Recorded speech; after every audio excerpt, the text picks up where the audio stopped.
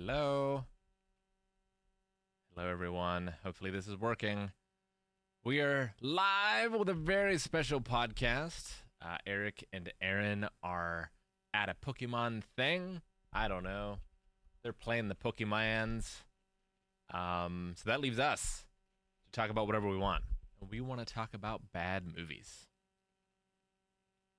Yeah, we are going to be going over a list mostly put together with stuff that we featured on our private bad movie night with family and with a couple friends and such. Yep. So this is by no means our entire catalog of everything we've watched. No, so this is only bad movie night that we've done on Discord, since COVID, basically, right? Oh, my audio's down, babe. What do you mean your audio? It says Maggie Sounds Low. How do you do that? That one. Just raise it up. Is that better? She talks super quiet for some reason whenever she's in front of a microphone. It's coming into my headphones really, really loud. Yeah. Okay. Just take them off for now. Away from the mic. Yeah, I got that. Okay. What was I saying? So yeah, bad movies that we've subjected our friends and family to. Not all chosen by us though. So there's some in here that aren't going to be bad, so on and so forth. Let me try to show this. Hopefully that works. So this is how we're going to rank them. So there's cream of the crap, which is just the best of the best when it comes to bad movies. These are the certifiable classics. These are near perfection when it comes to bad movies. We'll watch them over and over. Yep. And how would you define a so good it's bad movie?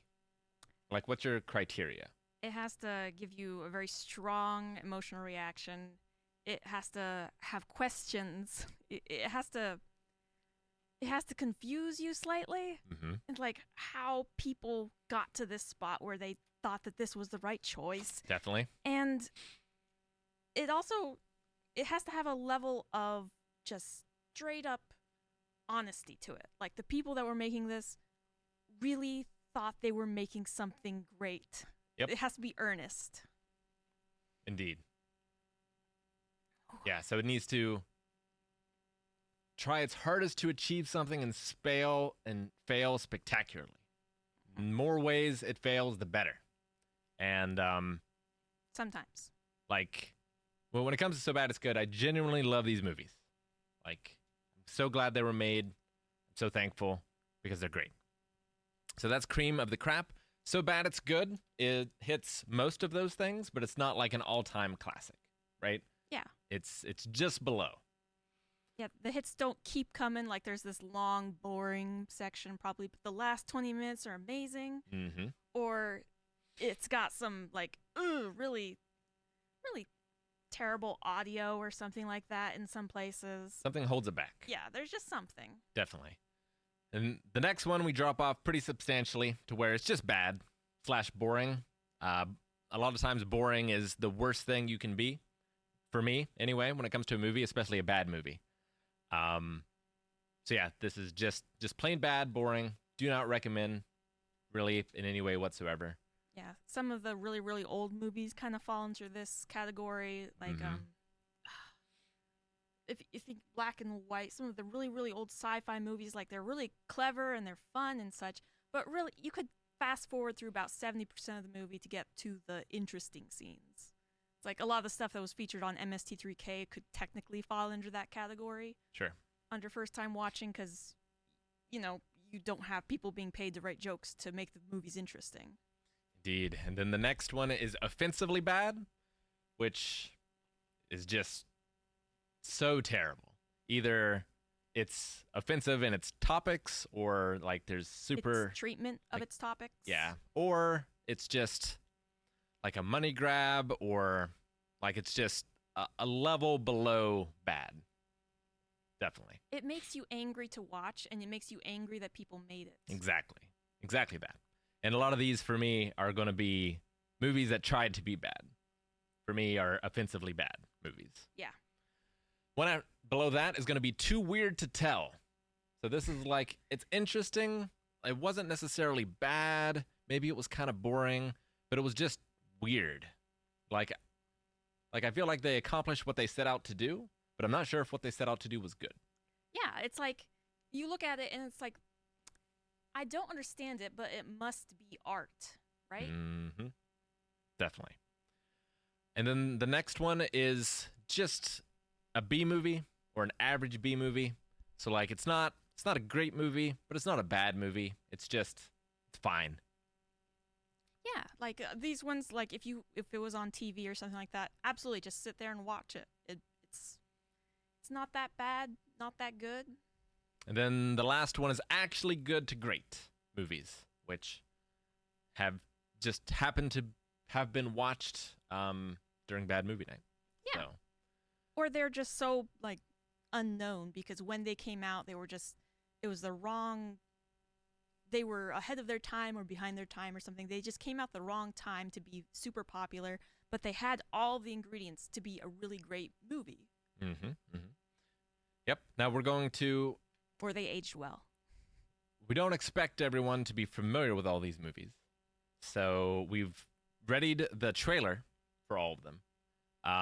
We probably won't watch the whole trailer for all of them. We'll stop once we sort of get an idea of what it is. But hopefully you guys will be able to hear that and see that as we go along.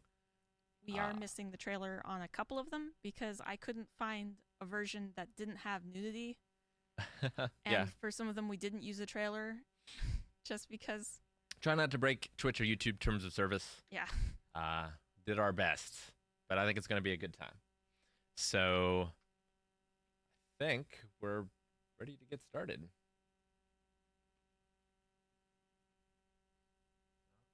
Go back to this as I start to get my trailers.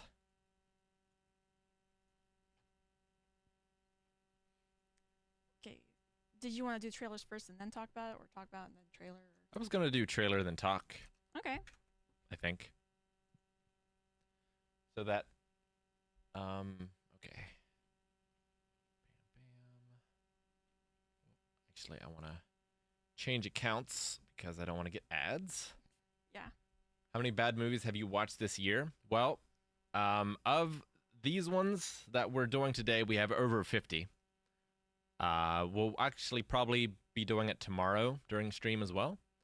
But that is, I would say, half or less than half of what we've watched outside of Bad Movie Night, to like screen or do whatever. So it's a couple. Let's just say it's a couple. Hi, Adam. Not enough. That is the correct answer. Not enough. All right. Hopefully this is gonna work. So I'm at the beginning of the first trailer. Mm-hmm. All right, the first one is going to be Action Jackson. You ready? 3, 2, 1, go. Why do they call you Action anyway? Carl Weathers. Now I got you. He's a cop who carries no weapon. This Jackson is so vicious, we don't even let him have a gun. He's a maverick who answers to no one. Just so cool. It's so cool. He had a spare. He's a man who's no talk I bet I can make you change your mind. and all action. How do you like your ribs? I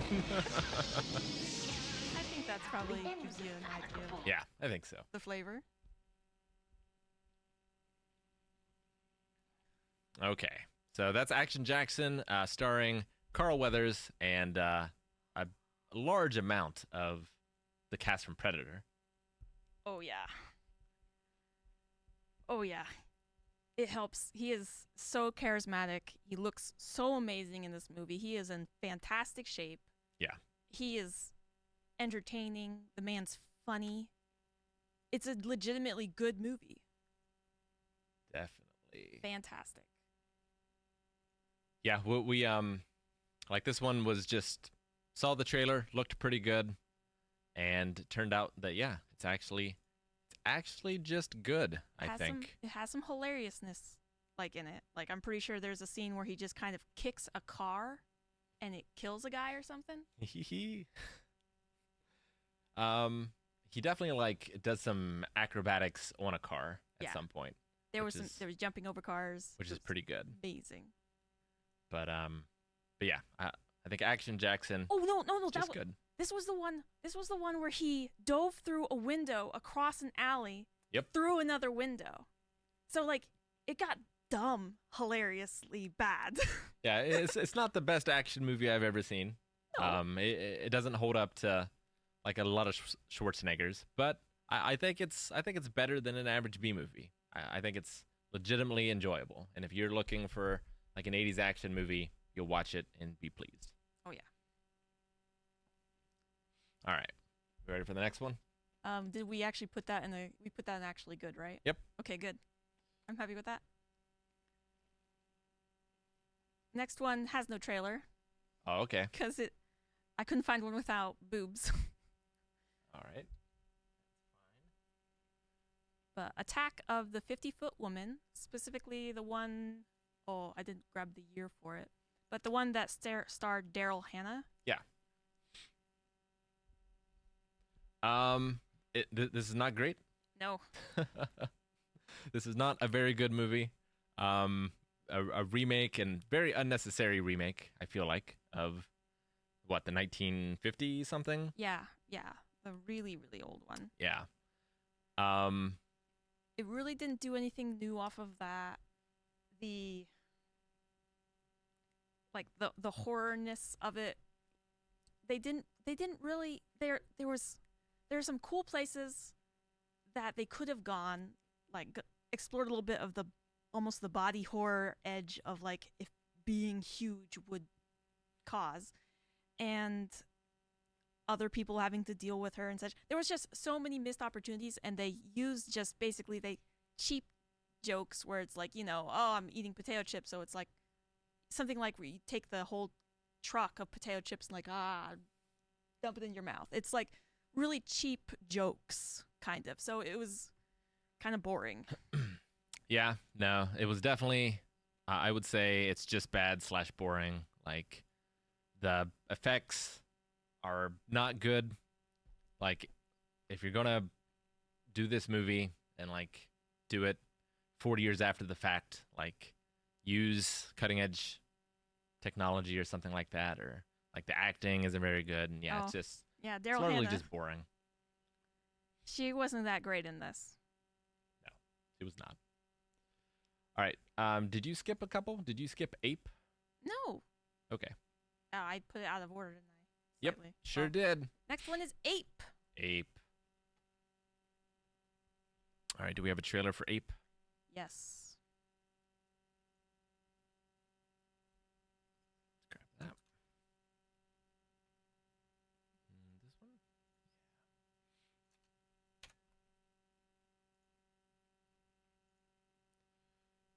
Here we go. Oh, are you ready? Oh. You need to. Uh-huh. Okay. Starting in 3, 2, 1. Go ahead. 8. See 10 tons of animal fury leap from the screen. Hey, look! Never guess what this is ripping off. In 3D. See 8.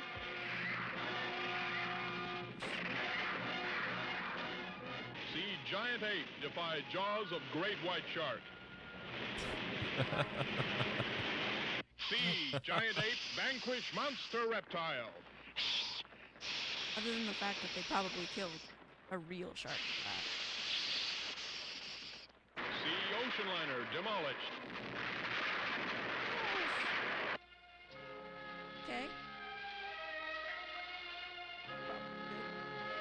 Yeah, that's probably enough. Yeah, Ape is real bad.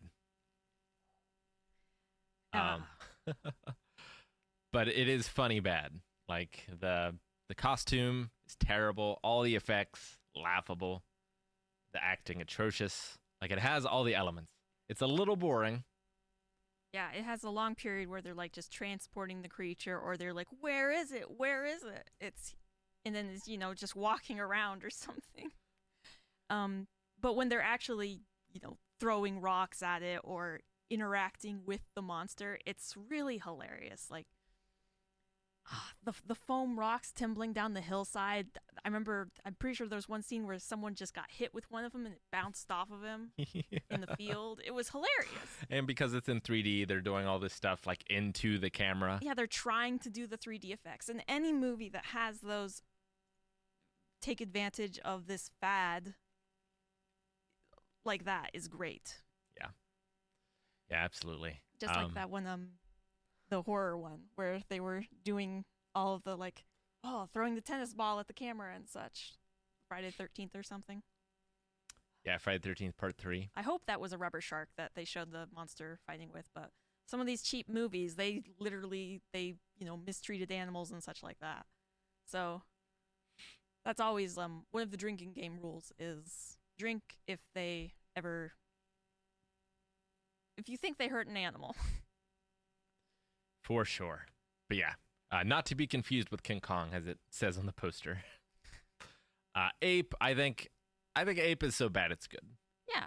It's on the line, but I had enough fun with it that the ending definitely put that one on the brought list. it back. Because I remember we made it through most of the movie and we were all kind of like, this been kind of boring.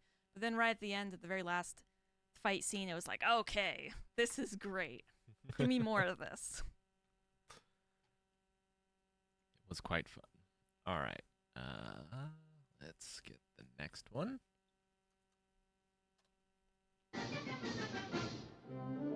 This is At the Earth's Core.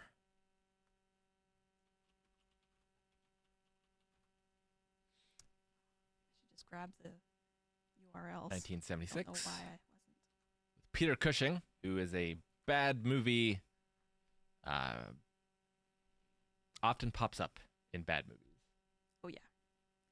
All right. 3, 2, 1, go. It was the scientific marvel of the century, a mighty juggernaut to blast through the solid rock of the Earth's mantle. At a rate of 78 feet per minute. 4,000 miles into the heart of our planet. Doug McClure, we had him in that one, too. It's about time we found out what's underneath. News cutting. Listeners activating now. It's like a Jules Verne Journey to the Earth.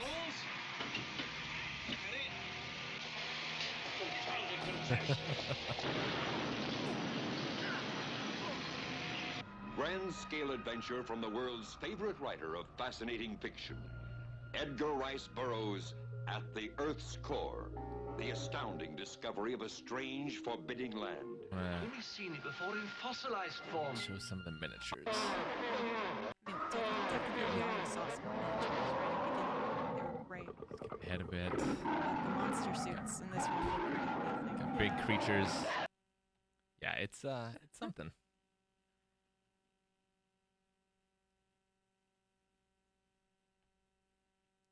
At the Earth's Core. So yeah, what'd you think of this one?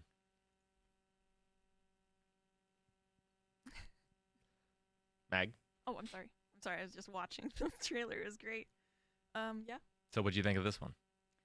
Sadly, this one has a great trailer, but it was largely pretty boring. Yeah. It was too well done. Like the people who made it had talent and they knew what they were doing, so it doesn't have any really poorly shot or poorly created scenes or anything like that. The acting is fine. I quite like some of the monster work and the effects work, but yeah, most of it is just so mind-numbingly boring. Yeah. Poorly paced. Just nothing happens for such long stretches that it's just not worth your time. Yeah. Think about reading or watching really old science fiction or fantasy serials, like the old Lone Ranger or something like that, where it's like Doc Savage. Doc Savage, something like that, where it seems like they spend most of the movie just getting to the place that's going to be exciting. And they thought that was interesting television. So sadly, this one was kind of boring. But it was worth watching at least once. I think so. And also, Peter Cushing was in it for like all of 30 seconds or something. No, he was pretty prominently in it. Yeah, he was in the first little bit, and then they rescued him at the very end. I suppose. Mostly he was just there to react that, like, oh my goodness, the women are partially undressed. His hair was amazing in it. Yeah. All right, so the next one is the first contender to, I think, cream of the crap. But, so we're doing the entire series for this one as one entry because there are at least 10 of them. So we don't rank all those separately. So we're putting it all in together. Let's watch the trailer for Bad Ben.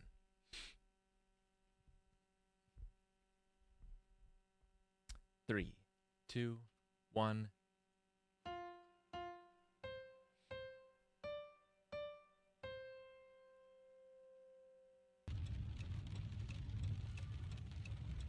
There it is.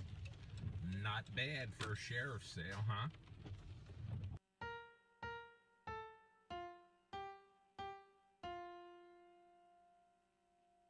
Why wouldn't they take their personal belongings with them? I'm watching this whole trailer.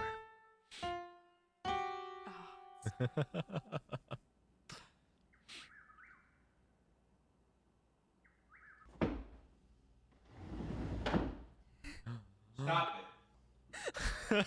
Are you here right now? Oh my god. Oh.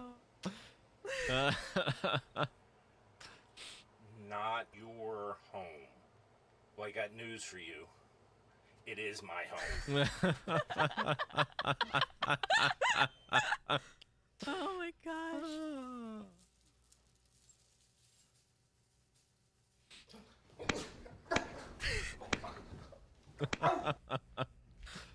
The acting.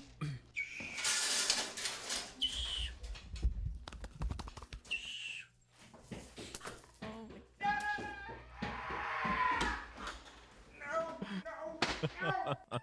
Oh, it's beautiful.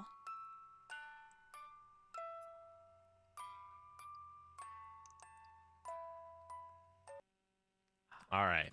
So Bad Ben.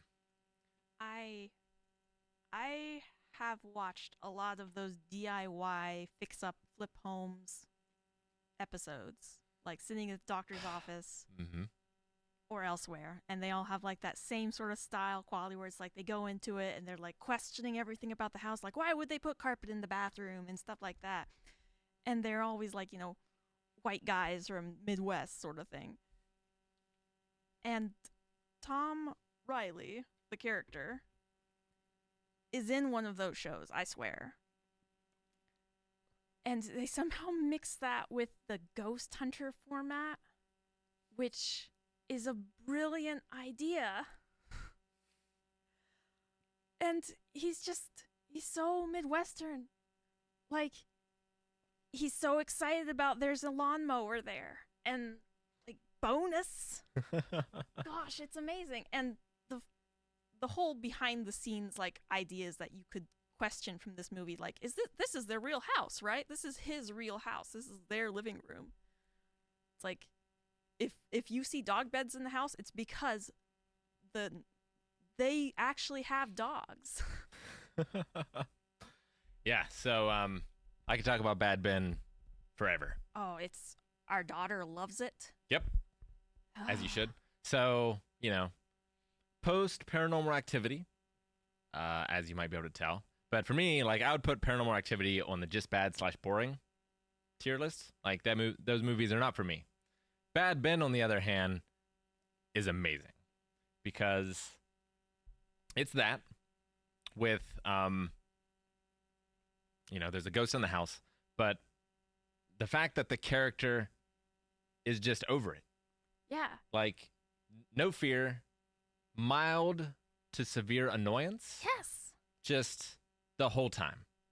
And it is so funny because in any other movie, like, there'd be screaming, flipping out, crying, like just. He's just mad he has to move the chair back. He doesn't care that a ghost moved it.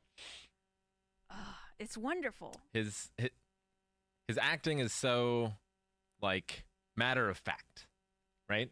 Yeah. And it, in contrast to what it should be because of the type of movie it is just absolutely brilliant. Now, I'm not sure what his intention was for Bad Ben. If he was trying to make, like, an actual scary movie. If he's trying to make a parody. Like, I'm not sure. But when Bad Ben really gets amazing. So the first one I absolutely recommend. And if it was just the first one, it'd be cream of the crap. Absolutely tremendous. 10 of 10. But there are 10 of them that I have seen. And it's easy to fall behind because they come out Almost one after another. Every year, I think, practically. At least twice a year. At least. Goes into my theory about why they're made. So because we are ranking it as a series, things get a little more complicated.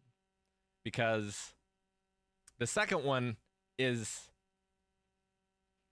such a great viewing experience because it is almost exactly the first movie again. Yeah. Almost exactly. And it's so unbelievable when you're watching it. You just can't believe what you're seeing. And it's just, coming off from the first one, it's just so funny. It's so funny watching it all again, just kind of slightly different. Like you feel like you're going insane. And it's a very fun feeling when you're watching a bad movie. So 1 and 2, absolutely amazing. From there, things start to get a little shaky. I can't exactly put them all together, like which one comes after the next. There's Batter Ben, where the Tom Riley character comes back. Then there's the Mandela Effect, where they like parallel universes. Well, yeah. So like at some point in the early ones, like we lose Tom Riley and we get some other characters, and that one is terrible and unwatchable. And he kind of goes back to kind of making the first one again. And yeah, like you said, eventually we get like a multiverse movie where all of the Tom Rileys that have been before come together. And that's incredible. And we get one where he's an Uber driver. Yeah, like instead of being a house flipper, all of a sudden it's an Uber driver. And then he actually, in another multiverse, he is a ghost hunter and not the house flipper. And that one is also incredible, and maybe the one I recommend the most other than the first one, because I feel like that is a really good concept and could have been made into a really cool indie movie. But because it's Tom Riley, like it's, the dialogue and the acting is terrible. But man, it's a lot of fun, and it's like once you get to that one, you've watched like 6 of the same movie. Yeah. But you get to that one, and it's completely different. And it's just such a shock that, like, you really have to watch the series in order to fully appreciate it, I feel like. And they're not super long. Like, No. I swear some of them are, like, just barely cresting an hour. And, like, sometimes they're a little bit, like, have, like, slow periods. But it's, like, it's not boring at any time. Because if you're not interested in, like, what he's doing walking through his house, you can just look around his house and be like, oh, look, they replaced that light bulb since the last movie. Or, oh, look, they upgraded to a different fridge or something like that. Because it's cataloging their house year by year. Yeah, it's like Paranormal Activity, because like some of the scares are subtle. Like you always are on the Subtle? lookout for something. There was a doll riding around in a radio-controlled car as one of the big enemies. Yeah. No, not all of them, but like, sometimes a chair will just like slide a little, Yeah. right? Yeah. So like you're not sure when something's going to happen and where it's going to happen. So you're kind of like always hunting for it. And that makes what would be boring not boring. Yeah. I feel like. Because you're also like looking to see if you can see anybody else in the house. Yeah. I'm pretty sure there's a couple times at least where it's like you can see where someone's like hiding back behind something, waiting for the shot to be over or something. But my theory with this whole series is that it's a brilliant way, and I fully support this, of like tax write-off. It could be. They and, put the work into it. you know, that's a lot of films, but some of them are great and some of them are not so good. Like, eventually you kind of do get tired of the same formula, but then he gets you with the Uber one. The Uber one was really surprisingly good. But the last one we watched, which was Undead, I believe was the name of it. Like that one, it's very boring, but because of the boringness, the funny bits are so much funnier. If you didn't have to sit through all the boring ones. But there is a 20-minute scene in it that is just purely reading off like Kickstarter, GoFundMe, donators to the movie, and it's in the movie, and it's like supposed to be the victims, I think, of the zombie apocalypse that's occurred. Yeah. But it's just reading out of a phone book for 20 minutes. Yeah. And you could tell when they get through a tier on their Patreon or whatever, because all of a sudden the names and such, instead of having like a name and also a short little ditty about them or something, it will just become just the name. Or instead of having the name and the picture, it's just the name and such. It was really long. Yeah. And it was terrible. Unwatchable. So with that being said, if we're ranking it as a series, I don't know where to put it. Like, if I can take out 3 of the movies, it's cream of the crap, no question. But those 3 movies are pretty boring. I'd say so bad it's good. It seems like such a shame, but I think I agree. Well, who knows? Maybe once he puts out 4 more movies by the end of the year, it'll like bring up the standard a bit higher. Yeah. We're not considering the animated movie. No.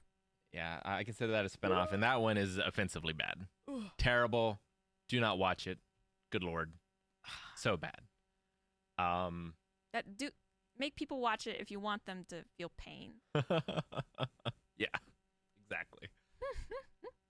So, first bad bin, recommend, give it a shot. Cream of the crap. The whole series.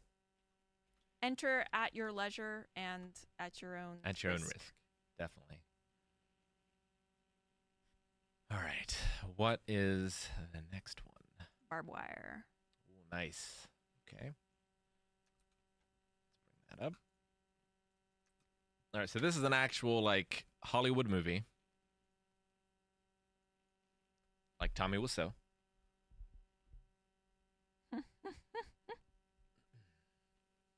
Are you ready? Yep. 3, 2, 1, go. Oh, that green screen saying that's been approved is so makes me happy now. Music!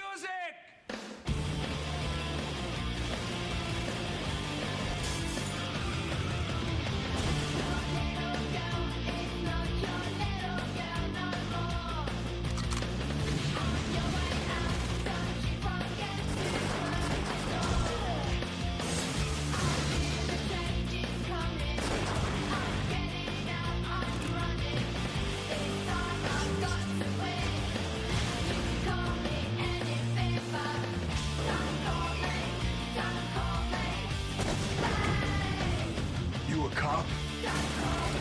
That's right, he's in this. See a badge?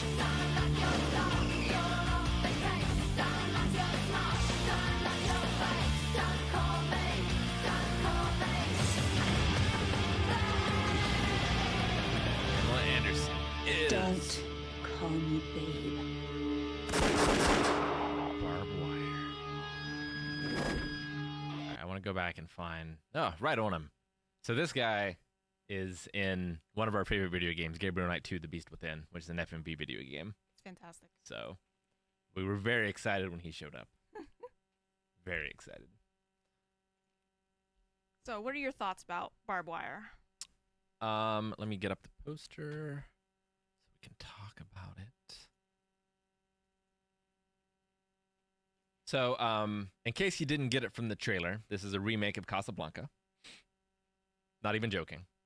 The story is actually just the Casablanca story, with a bit more action in it, a bit more sexuality, I guess. It's a very interesting movie. The writing doesn't know favors, but I think Pamela Anderson is actually pretty good in it. I went into this movie thinking that, oh, it's just gonna be tits and ass, sort of like just a vehicle for people to gawk at Pamela Anderson, and a vehicle to propel her, bosom to stardom further. But man, I watched this and I was like, this is a great movie. This is great. She's like sexually amazing. She's a strong character. She has ownership of herself the whole movie, and gets shit done and makes decisions and isn't just battered around by other characters. Yeah. No. It made me want to read the comic that this is based on. And like the ending wasn't that great. It kind of just like ended. It fell off a bridge or something. Yeah, it's not. It didn't have a fantastic. It's definitely not a great story. movie, but I don't think it's a bad movie either. I think it's somewhere in like the average B movie sort of area. Yeah. Like, a lot of the acting is silly and over the top, but it's not The Room. No. It's not Neil Breen. Like the action scenes aren't great, but they're not Samurai Cop. I mean, to be honest, I think they're pretty impressive just because you have to see how high the heels are that she's moving in all the time. Yeah. Like some of those poses she was holding, just holding those poses with those stilettos, even just not moving and like pretending to fire guns and such, that crap is hard. I watched that movie and I came out of it being like, I am way more impressed with her than I was before. Yeah, if there was another one of these, I would definitely watch it. Oh yeah. But there was not. It was panned at the time. I feel like a little unfairly. But for me, I think it goes in. What do you think? Do you think average B movie, or do you think actually good? It's kind of hard because it's like it's well shot too. Is it as good as Action Jackson? No, I think it's not as good as Action Jackson. And the difference is, I think, is the world building. Action Jackson felt like it was in a world, even if it was following some strange rules. Pamela Anderson and Barbed Wire, it's like the characters kind of make it and such, and the situations and the fight scenes and such. But if they had spent just a bit more time developing the world that this existed in, it would have been actually good level. All right. Like they Mad Max put in time developing the world that the stories were set in and such. But sadly, Barbed Wire did not. I agree. All right, next one. I think this was one of Evie's picks. Batman the movie, 1966. Yep. You ready? Yep. 3, 2, 1, go. Quick! Everyone, flee for your lives! Emergency. Batman speaking. Warning all of you to brace yourselves for big news. The biggest. Tell them. Holy I love that. superlatives, He just Batman. tilts It's the really microphone. exciting. Soon, very soon, Batman and I will be catapulting right out of your TV sets and onto your theater screens. That's right, Robin. Our first full-length motion picture feature in color opens a whole new world of thrills. Oh, it's wonderful. It is. It is wonderful.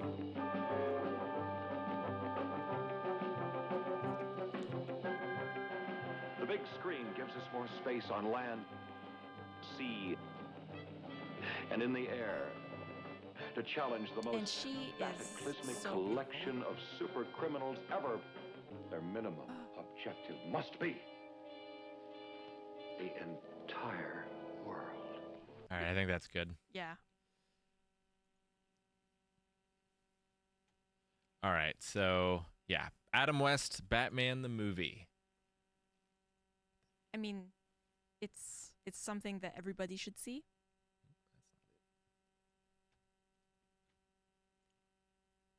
Yeah.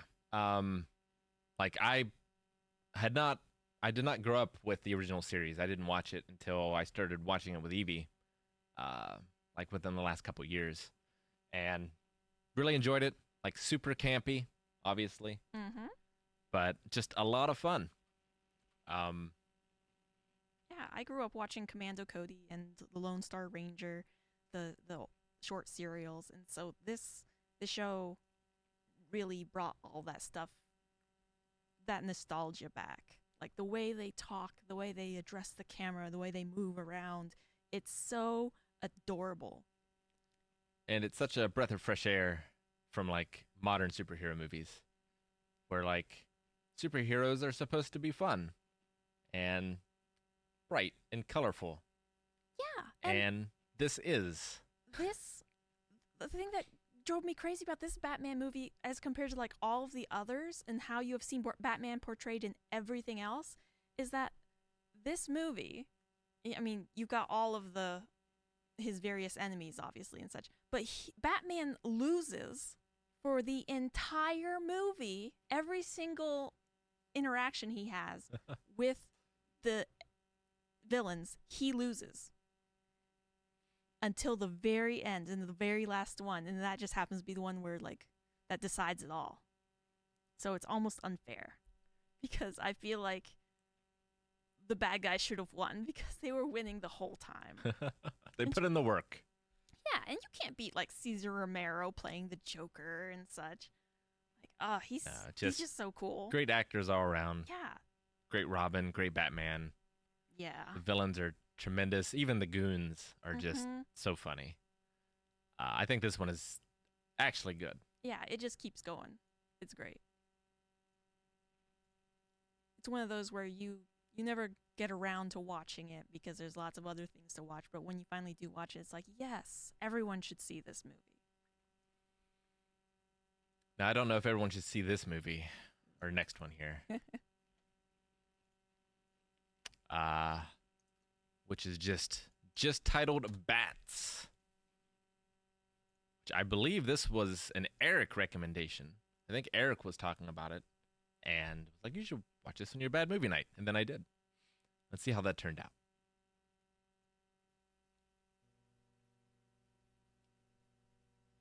Yeah, sorry, go. Okay, thanks. Like, you counting down? The full moon of October is known as the Hunter's Moon.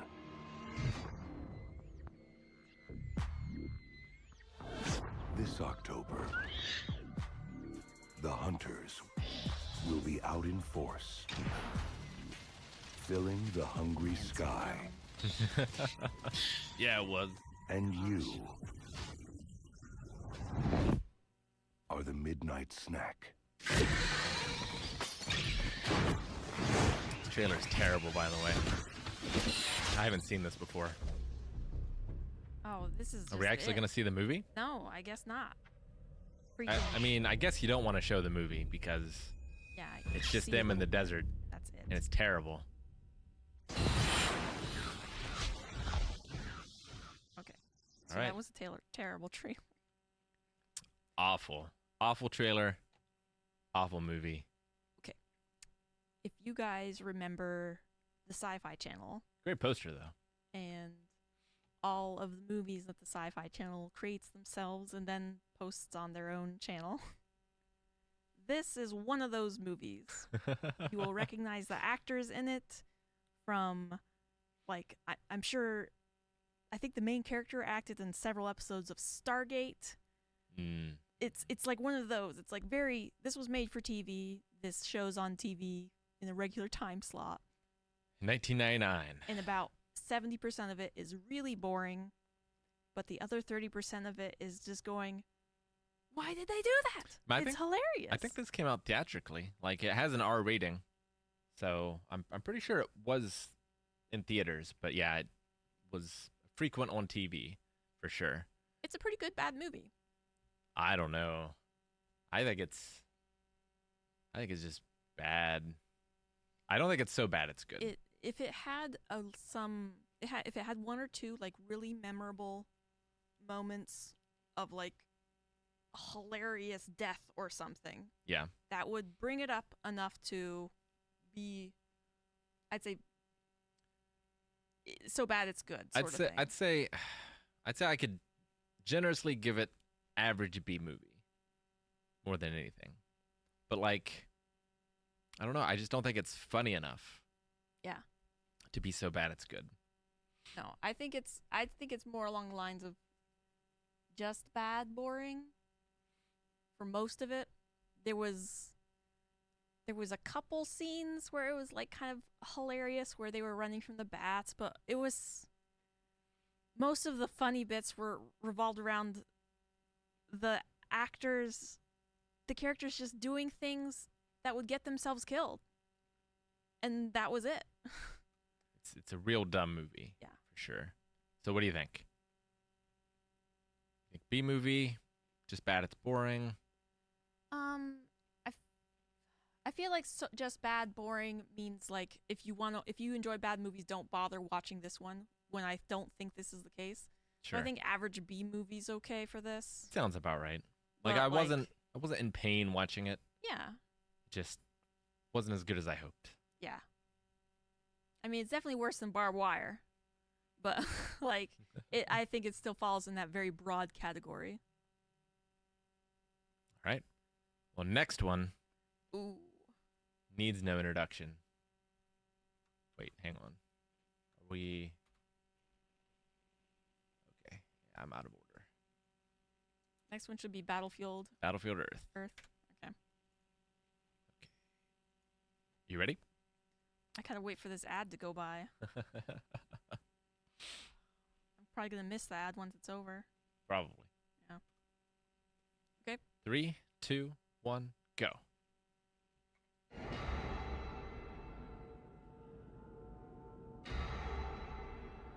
When we attacked your planet, all your soldiers and all their I advanced bet you could technology get drunk just watching the trailer could and only put drinking up a every measly time. 9-minute you fight see that before they were angle. exterminated. Yeah, make sure to turn your phone or monitor Which is why to straighten the picture.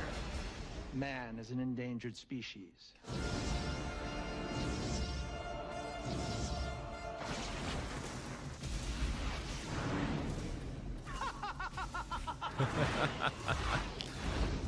This is not John Travolta's last appearance on our rankings. I wish more like worship systems revolved around science fiction type stuff, because there'd be a lot more bad movies that were made earnestly because of it. All right. Battlefield Earth. So bad it's good. Yeah, it's got to be. Yeah, absolutely. Like, it's painful. It feels so long. Oh. Like, every time I think about it, I think it's like 2 hours and 30 minutes. But when I look it up, it's like an hour 40 or something ridiculous like that. But it feels so long. But the bits that are good are so good. It has such high highs. There's a lot of boring, like slow shots, no dialogue, Dutch angles, slow motion. But John Travolta carries this on his shoulders. Every scene he's in is gold. Some of the best bad movie stuff you'll ever see. Oh, and the guy that acts opposite him, Forrest something? Forrest Whitaker. Forrest Whitaker. Freaking great. A treat. Like, there's not very many times in bad movies where there's a character that you legitimately like enjoy and like. Yeah. But that's a pretty great character. I've not... The lead really brings it down. Like, he is a vacuum of charisma. Oh my gosh. Just contributes nothing to the movie. If anyone else. I mean, he's not even an audience insert character that just reacts to things around himself. Imagine if it was Nicolas Cage. Oh my gosh. This might be the best movie of all time. Like an audience insert character is supposed to, react to the world around them and do stuff. But the main character in Battlefield Earth is just, oh no. The story is painfully done. Like And confusing. I kind of want to read the book because I can't imagine it's as bad as the movie. Because it just makes no sense. Like, the aliens immediately defeat all of humanity, like, without a fight. Yet, cavemen destroy them. Yes. And like, how long ago did this happen? It's like the timeline is all screwed up compared to like what the world looks like nowadays. And it's like, how many generations has it been since then? It's just, there's a lot of poor choices made just in the design and the planning for the movie. So a lot of poor choices that bring to light like questions that you have to ask, like, why did they think it would be cool to shoot most of the movie in a Dutch angle? We'll never know. It makes you sick after a while. So. And the color grading, just. The things they have to stick up most of the actors' noses. It's like, if you want to immediately make us like not connect with characters, put stuff over their faces and to where we can't tell what they're doing. So like the aliens have the giant masks, and then later the humans have those nose things that are so weird. Mm-hmm. Just some weird things. But yeah, I think So Bad It's Good. I don't think it's quite cream of the crop. Cream of the crap. It's definitely one you have to like, oh, it's going to be another 6 months before we watch that one. Definitely, yeah. It's not something that I could watch multiple times in a day. Which, when will this next one be our first cream of the crap? Let's find out as we watch the trailer for Ben and Arthur. I'm going to have to turn that down. Oh, that yeah. seems super loud. Oh, yeah. I have a warning on this one that the sound mix on this is really rough. All right, you ready? Yeah. So you might have to stop it quickly. 2, 1, go.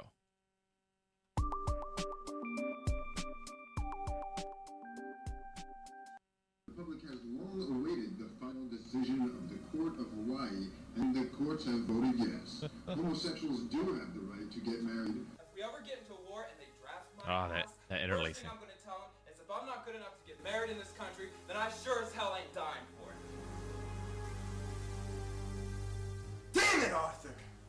I need to know that I can count on you. Yeah, now we're into the shot on video, zero budget. I mean, are you still a homosexual, is what I mean. We have ways to cure that for you. If you just join us for Bible study. How dare you talk to your brother like that? Oh, the acting's so bad. Brothers and nuns, don't worry. What are you doing here? Remember me?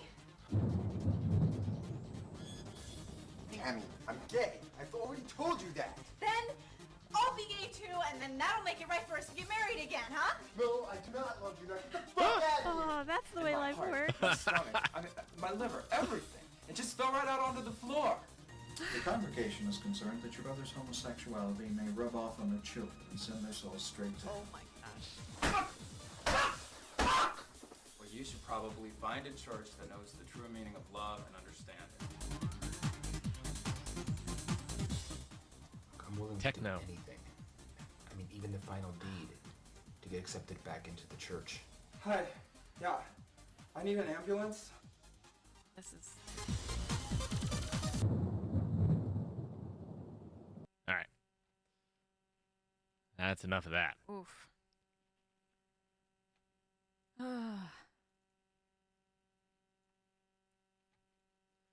Ben and Arthur.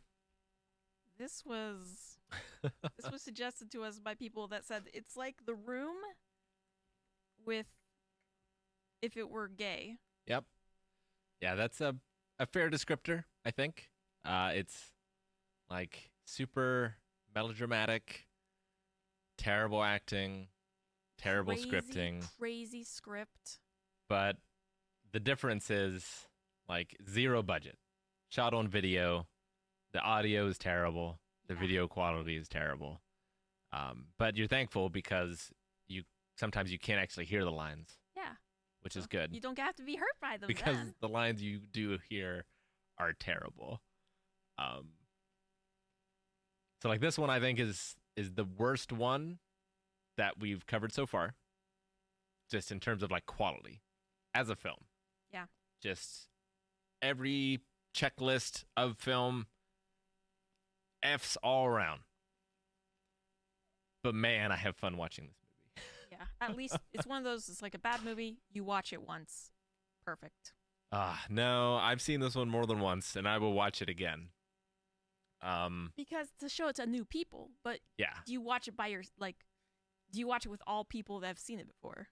I haven't yet. It's worth showing to new people, but it's not worth seeing again for its own sake. Yeah.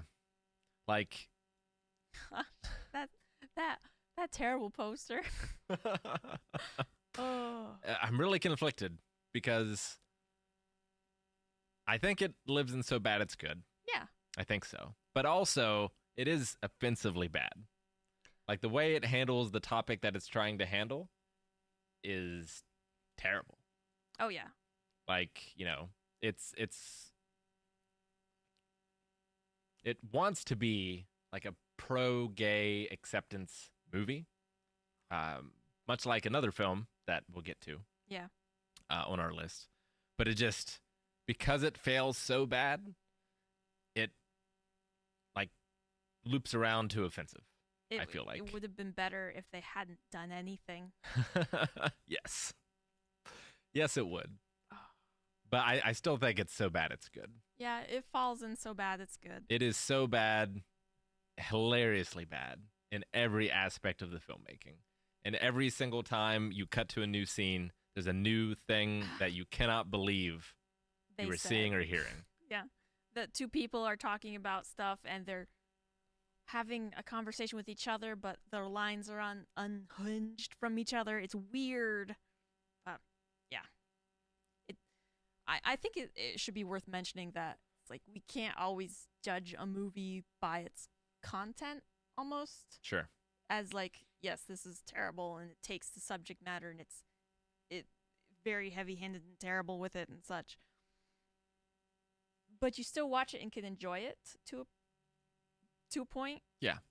But yeah, there's been a lot of movies that we have seen and that even Evie's seen where you pause it and you talk over stuff. You explain to the child, it's like, hey, this bit right here, this is context. This is why this is bad. But this was acceptable in the 80s or the 90s or whatever it was. Like, this is sexism. This is racism. This is homophobia. This is. Yeah, like the writer, director, star.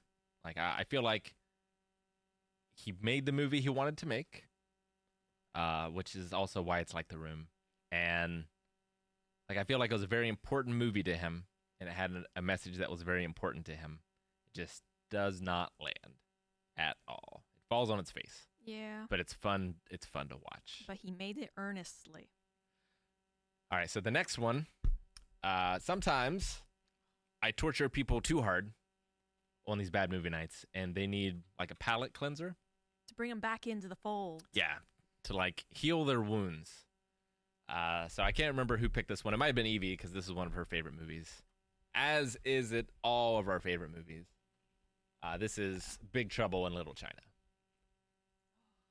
by John Carpenter. You ready? Yeah. 3, 2, 1, go. Turn this back up. This is Jack Burton in the Pork Chop Express, and I'm talking to whoever's listening out there. It's a pretty amazing planet we live on here, and a man would have to be some kind of fool to think we're all alone in this universe. There is a hidden world where ancient evil weaves a modern mystery. What's going on here? Is this some kind of magic? The darkest magic. Everyone's awesome. Leslie got me the board game for this. China. Finally, we shall bring order out of chaos.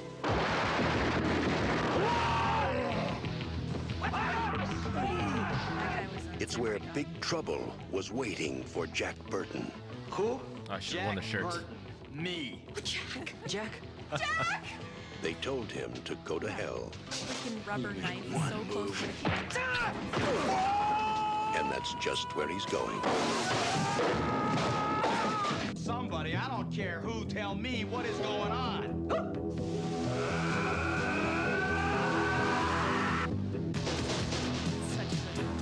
How are you gonna spring us? I have no idea. Acting is perfectly over the top. Yeah. No. Tremendous.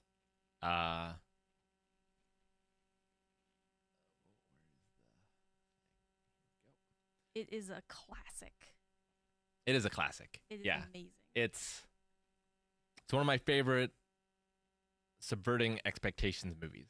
Yes. Like, you see the poster, Kurt Russell, you expect him to be the hero of the movie. He's the protagonist. He thinks he is. And it's such a brilliant spin on it where he is not. Yeah, the story is given from his perspective, with him thinking he's the main character. Yeah. And he's not. The guy who's his sidekick is actually the main character. Yeah. And it's brilliant. Like, Jack Burton and Wang are two of my favorite characters ever. This is my third favorite movie of all time, I think. Oh, yeah. I love it. I love it so much. It created the wedding headdress that Kim Cattrall wears. Mm-hmm. And a full outfit for Evie for Halloween. Yeah, like, let me pull up just that the post. costumes are freaking amazing. Like, John Carpenter, he has made so many excellent movies that are like the standout trend-setting movie in their genre.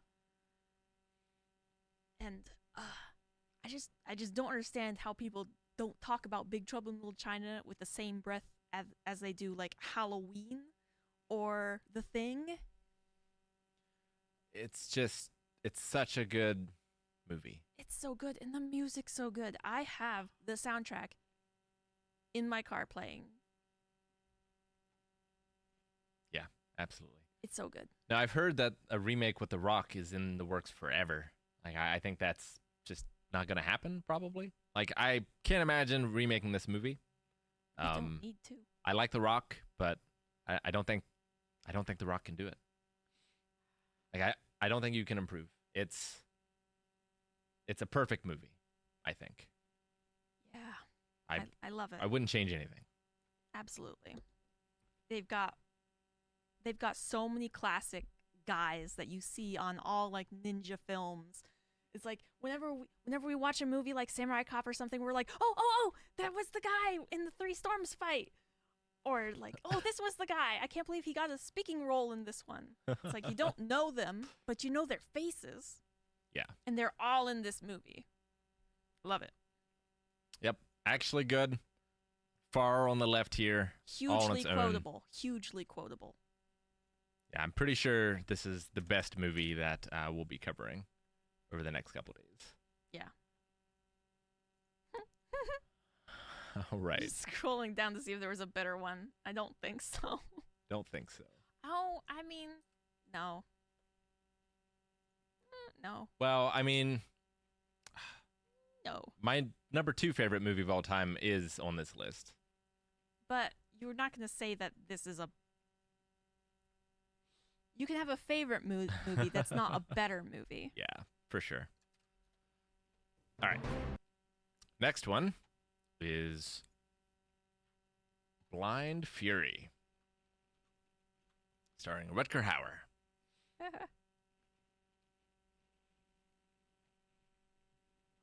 Go ahead.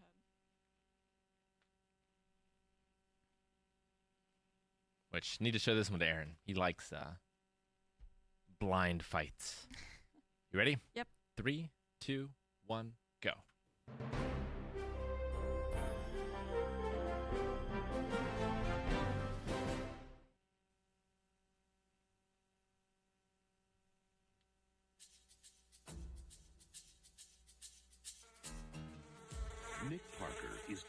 as a snake, strong as a bull, not to mention blind as a bat. Nice doggy. Yeah, this is a rated R movie that features a small kid in one of the leading roles. He came for a friendly visit. Step aside, blind man. But his timing was a little off. Now, a young boy wants his guidance. Did you ever cry? The strong man is never afraid to cry. They've got him, don't they? Where's my son? He's here. He's fine. And the boy's father needs his help. Now, if you want to keep him that way... Unreasonable men make life so difficult. Shoot! The blind Zorro. All right, I think we got it. Yeah. So yeah, Blind Fury. Okay. Which, in the vein of Zatoichi, the blind swordsman. It's a good bad movie. Not as good. But yeah, no, it's a weird movie, like you said. Like, it seems like it's a kid movie. Like, the humor in it is, I don't want to say bottom of the barrel, but it's like, it's very childish humor. Yeah, they definitely lean into the fact, like, oh, he's blind. Let's make jokes about he can't see things. Yeah, it co-stars a kid, but it is, like, violent. And there's nudity. Yeah, for sure. Bunches. And Rutger Hauer, though, great, as he always is. yeah, Rutger Hauer is a fantastic Giving it his actor. all. Charismatic. In a movie that does not deserve him, if we're being honest. I hope he bought a beautiful car or a great house with this movie, because I hope that's all it was to him. So where do you think this one goes? So bad it's good, I'd say. I think I would agree. It's not like It's not painful to watch. yeah, I think it fits there. Seems about right. It'll hold its own with a bunch of bad movies. Oh, the next one. I don't know where we're gonna put this one. Dang. It is Cage.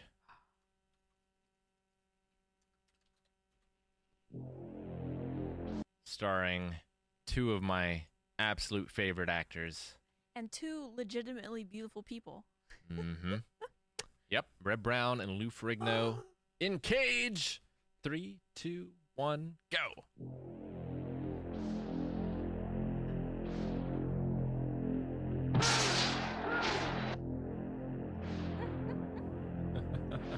Predicted UFC.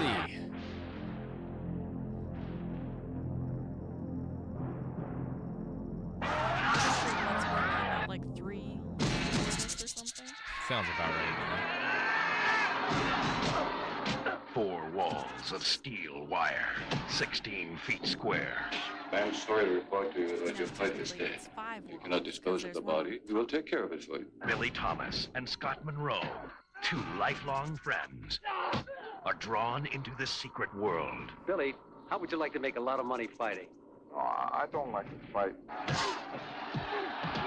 Where they uncover its corruption, expose its secrets, and their only way out Oh, that huge is to camera she was fight trying to sneak around. for the greatest prize of all. This fight ain't gonna last long. Their lives. Some of the worst car chases. Lou Ferrigno, Rep Brown, You ain't gonna shoot a lady, are you, dickhead?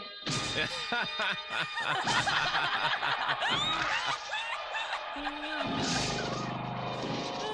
my gosh.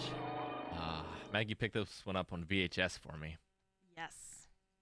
Because you can't find it. I know, it's a I can't damn believe it. shame is what it is. All right, so Cage. Oh. Now, it does drift into the offensively bad a little bit. Lou Ferrigno's character gets brain damage in the film. Yeah. And it's not portrayed super well. It like kind of turns him violent, which is not great. I thought it was brain damage mixed with some PTSD because they both have a history in the war. True. So. Yeah.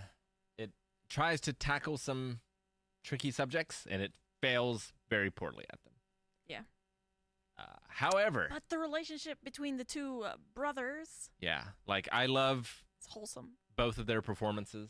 I love their characters. I just love this movie, and I don't think I love it because it's bad. I think I just love it to love it. Yeah. Almost. It's no blood sport. Obviously, it's not a top tier like fighting movie or anything like that. Yeah, it goes off on a weird tangent with a bar for a while. When really, it's like, why aren't you just focusing on the whole tournament thing? Yeah. Like a lot of bad movies, it doesn't know its own. It doesn't know to keep its focus on a tight enough area. It's like I feel like this one goes into the B movie range for me. Also, the main villain in it is Mr. Is it Takagi from Die Hard? Yeah. So he has a very fun performance in this as well.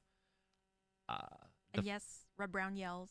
Red Brown does yell. His Yeah. war cry. Yep. There's some martial arts fights, which are not the worst I've seen. They're not the best, but they're not the worst. Terrible car chase, but funny bad. Oh yeah. And there's also a sequel to this as well, which we haven't done on Bad Movie Night yet, I don't think. No, I think that one would which is even significantly harder to worse, find. and would probably maybe live a little more closely in the So Bad It's Good. But for this one, I think this one is just average B movie, to be honest. What do you think?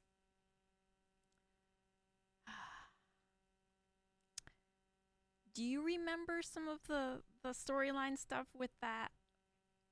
With the, because it is basically like a ripoff of Bloodsport. So it's got a investigative reporter lady Sure. just going into the area and such. Yep. And like she needs to get pictures, and so she brings this giant ass camera. She brings like a King Kong style camera with like gunpowder flash. And like the people that are like betting and enjoying all that stuff, like I feel like there was a part where like so many of them died, and then the next scene, it's like they'd all come back to see the fight again. It's like, Yeah. who cares if some of us die? I don't know why. Like there are a lot of just like bad movie questionable decisions made. And I can't remember if it's this one or the second one where they're like they're outside and they're like crying together. No, yeah, after the bar burned down. Yeah. Like that. It's acting of them that they might not quite be capable of. I feel like it's not The Room. But they're so wholesome together. They are, and I love them. I mean, they're both just lovely guys and such. So where do you think it goes? You're right that like I also just love it because of them. They're very charismatic. I would not feel bad about showing that to most people as an example of bad movies. Okay. Because it's a very easy to get into watch. Do you think it's so bad it's good? Would that be better or worse than average B movie?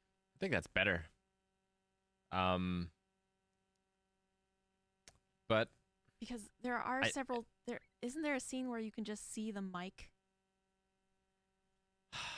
There might be. Like there's issues like that with the production value. Like I think it's on a similar level of Barbed Wire. Yeah, it's okay. And we put that under B movie. Yeah. So I think Cage could live comfortably in an average B movie. Yeah. But one I would recommend and enjoy very much. Speaking of Red Brown, oh baby, we have Captain America 2, Death Too Soon, which I skipped the first one for Bad Movie Night because it is just boring. But the second one, oh man. Oh, you know what? The difference between the So Bad It's Good and the average B movie category is probably just the followability of the storyline, isn't it? I think that's part of it. Like, I wasn't baffled by very many of the choices other than, like, giving Lou Ferrigno brain damage. Yeah, well, I think they did that just to help explain, because he does talk different because he's mostly deaf. Yeah, so I think they did that mostly just to explain say he's that. mostly deaf. Like, he got deaf from a the thing war. in the Like, war. yeah, I know. I don't know. Come on. it's okay to have a disability like that. I don't know. Just, yeah. All right, Captain America 2. You count down? 3, 2, 1, go. In Captain America 2, the U.S. government calls on Steve Rogers to help uncover a sinister plot against the United States by one of the world's deadliest criminals. Red Brown. Chant knows about Captain America, right? In his quest for world domination, Christopher this is Lee! holding the United States hostage. Didn't know he was in the MCU. Yeah. In 2 days, we'll have enough of Wilson's aging compound to affect that entire city.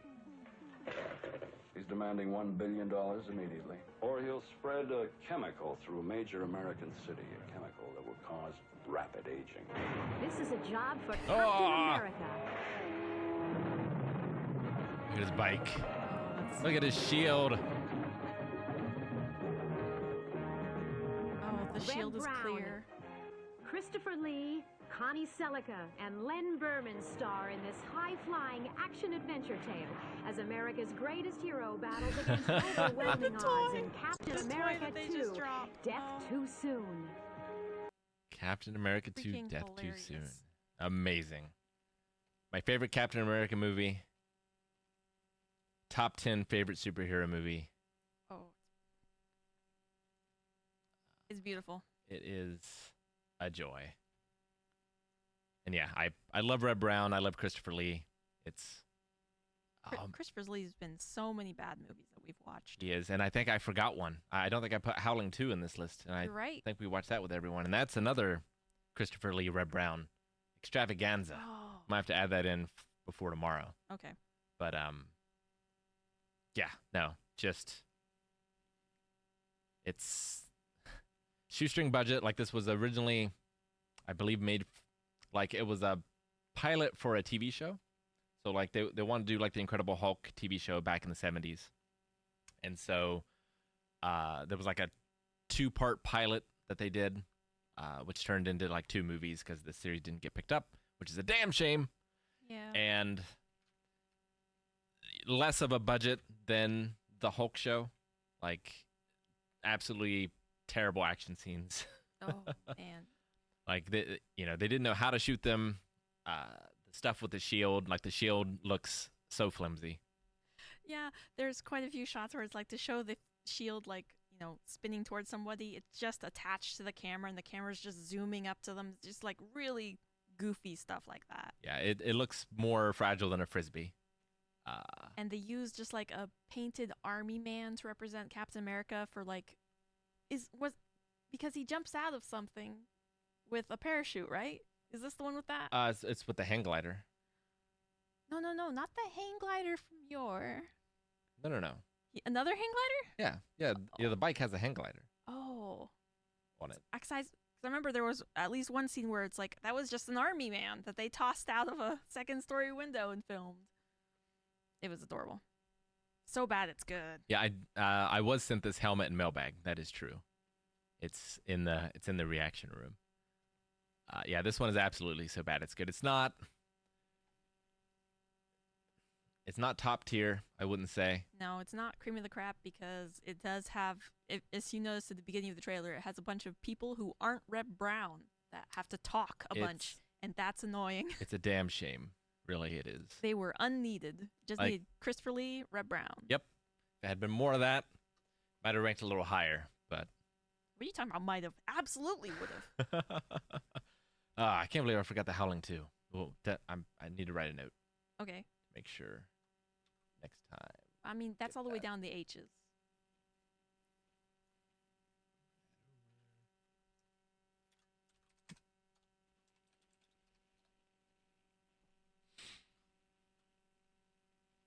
All right. Definitely won't have to play very much of this. No, I don't know that I even want to, but we will. So this is Crawl. Ready? Yep. 3, 2, 1, go.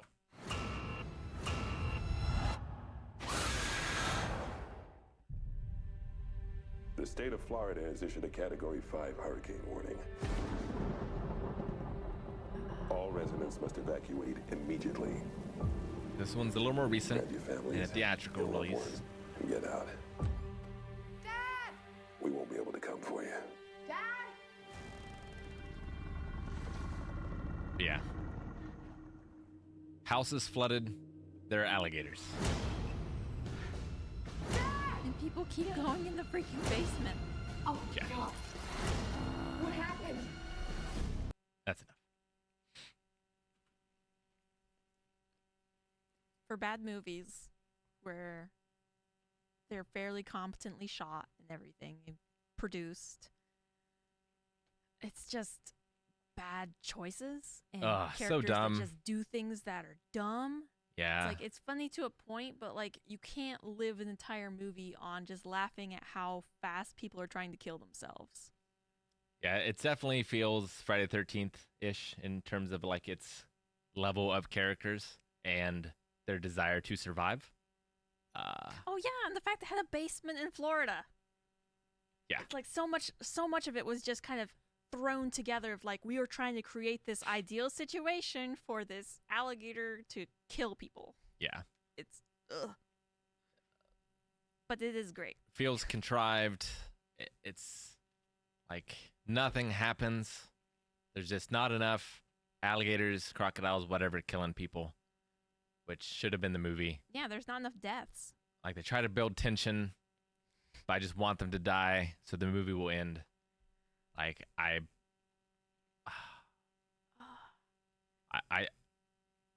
it's between just bad, boring to offensively bad for me. I don't think it's offensively bad because it really doesn't make don't me like feel this movie. stupid watching it.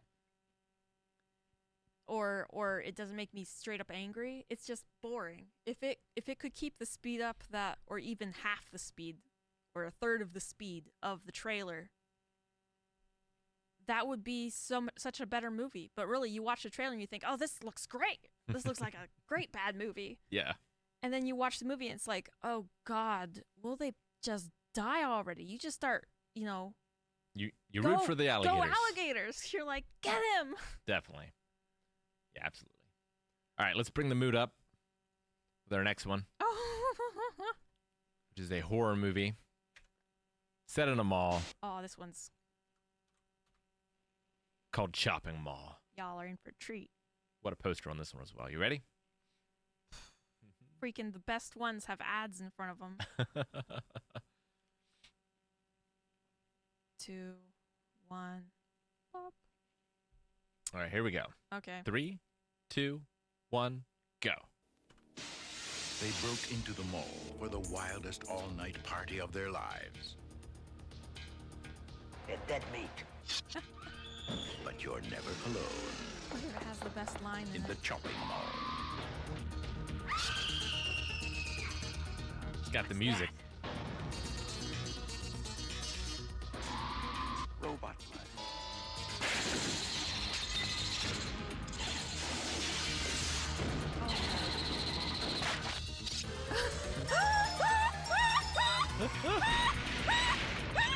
Chopping My Mall, head exploding.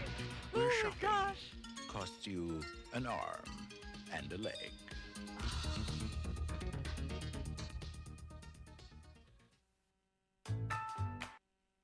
Okay. All right.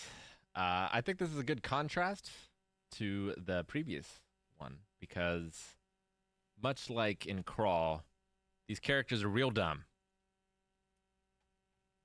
But because the movie around them is so much worse, it's so much better for it. Yeah. I mean, it's you have to have a much more extreme situation to make all of their stuff like funnier. Yeah. When it's just alligators, it's not as great. Well, like, yeah, you've got the terrible looking robots that move so slowly. Oh, and they apparently sneak up on people despite being incredibly loud and slow and huge. Yeah. And like the dialogue is terrible. The acting is, I wouldn't say all the dialogue's terrible. you know, I like pepperoni. Friday the 13th level sort of acting. It just hits makes a it lot all of so much good more cliches. enjoyable. What? It hits a lot of the good cliches. It does. It's pretty great. It's Some good kills. Like, This is what Crawl needed. It needed a bunch of people for the alligators to rip apart pace throughout the movie. Oh yeah, and it needed alligators that like stood apart from other alligators. Like, if this alligator had like, you know, claws or something that were very special, if it escaped from a testing location or from eating weird chemicals underneath the Disney place for 50 years or something like that. Yeah, like these, you know, Like, it needed something weird. the crocodiles are just crocodiles. Yeah. And they just want to eat. Like, Crocodiles. Like the robots in this are malevolent. Yeah. And like want to like almost torture. They're evil. Yes. And therefore it is fun to watch. Yeah. So I think Chopping Mall, Cream of the crap. maybe. It is so good. It's quite good. It has one of the best head explosions.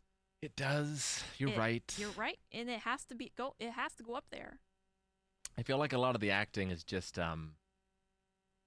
it's just, you know, expected 80s slasher acting. Like, it doesn't really stand out. But that's perfect. Like, they scream really well. They run really well. Not too bad. Like, remember the attacking scenes where, like, okay, guys, we just lost a person, but we got to stand up now. And it's like they just go out there and immediately get killed. It's hilarious. You're right. No, it's true. Oh. All right. Cream of the crap. Absolutely. Chopping Mall. Chopping Mall. Check it out. I mean, we've watched that one several times just by ourselves. For sure. And we will watch it again. All right, so the next one, we're back to wide release. This one, such a wide release at a pinball machine. Mm-hmm. Not great. And not a great movie. But it's got one of the best actors ever. Yes. Certainly one of our favorites. And I have a bit of I have history with this movie. I was probably about 5. Well, it is 1995, so I was about 5 years old probably when I first saw this with my family, and I was far too young, and I got scared, really scared. So pretty much everyone probably has like that movie that really scared them, and then they took with them through their entire life as like the moment that they remember being the most scared in their life. And that was Congo for me. And I avoided the shit out of it for decades. Well, you braved it, and let's And then we watched it, and it was terrible. let's show the people what you were so afraid of. It was so scary. I remember just shivering in Mom's lap. Are you ready? Yes. 3, 2, 1, go.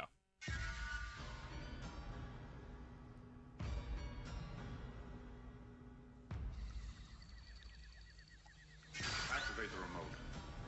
In the race for the world's most advanced communications technology, a shocking discovery has been made. What was that? Lock your remote. Give me a thermal reading result to 6.6.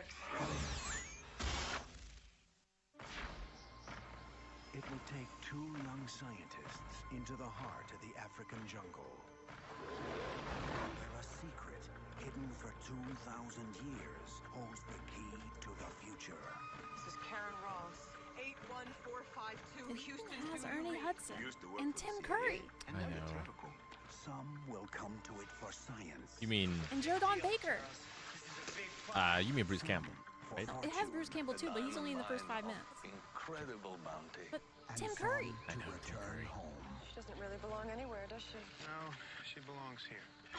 Together, they will search. My boss, he thought I wasn't gonna make it. He sent another expedition. Drawn deep into a mystery. Camp destroyed, people dead, a gray gorilla. No such thing as a gray gorilla. I saw one. And the more they discover, Same hieroglyphics. Hieroglyphics. Oh gosh, his greater the accent. danger. Oh my gosh. We are watching you. It was special.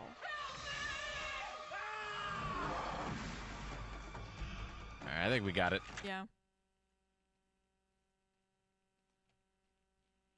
All right.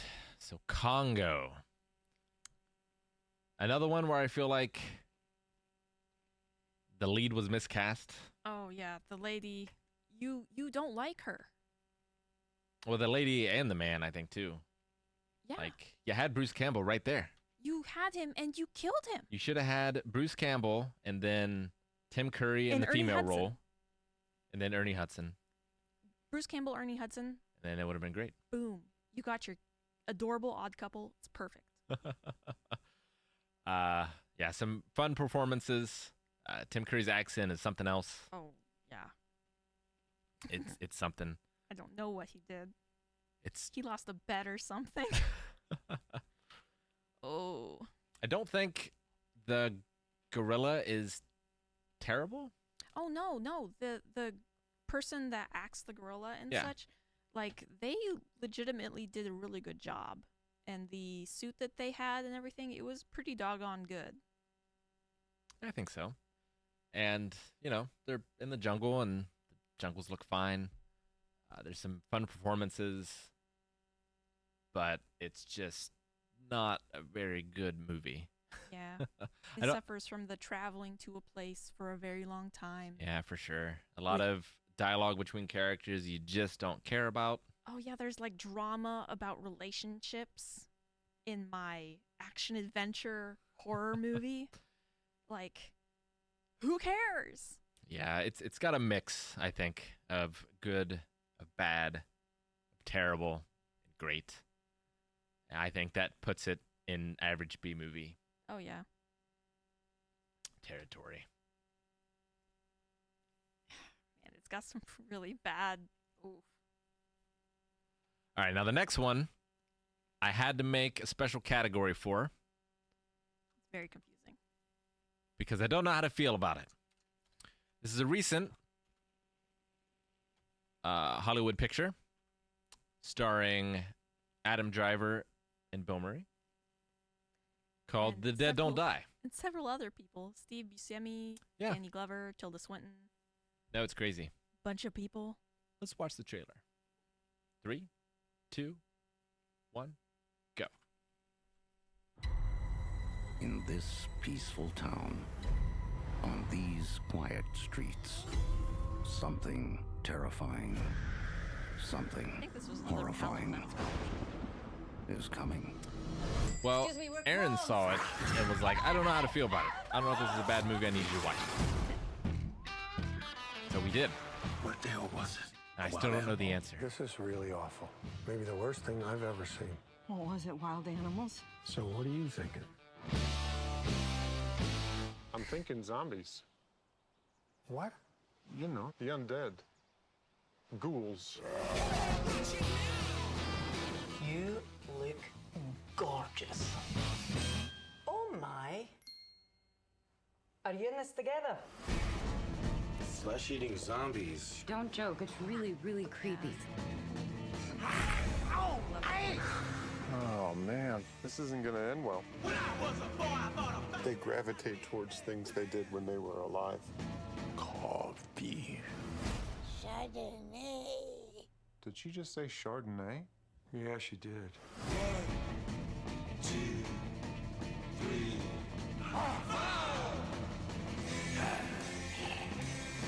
Iggy Pop and RZA. Welcome to my world, zombies. What? I've been telling you this is all gonna end badly. Well, that's unfortunate. I'm quite confident of my ability to defend myself against the undead.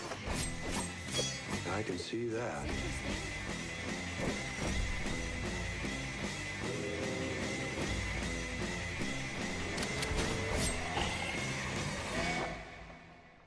Excuse me. Those are some pretty good cuts. You played some minor league ball, didn't you? Well, a little Class A. It was a long time ago. All right, that is The Dead Don't Die. A very strange movie.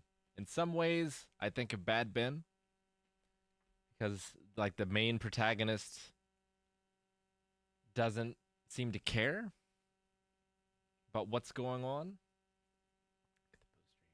Yeah, the characters are very detached from the situation. Definitely. Yeah, some people are like a part of the world and some people aren't really a part of the world. And it's very confusing as an audience to watch. It's very meta. Like, the main song of the movie kind of describes the movie and is referenced in the movie. So is the script of the movie. it's very strange. It's like I'm pretty sure this is art. I'm just it's not bad enough to like enjoy, and yet it's not really. It just is. I mean, it's interesting enough to watch at least once. Yeah, it's got like a very dry humor sort of going on. I just don't think we're the right audience for it. The story's kind of nonsensical.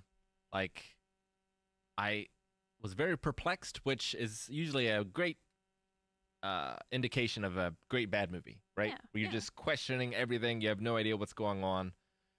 And for the most part, I felt like I knew what was going on, but I didn't know. I never really understood what tone the movie was going for. Yeah.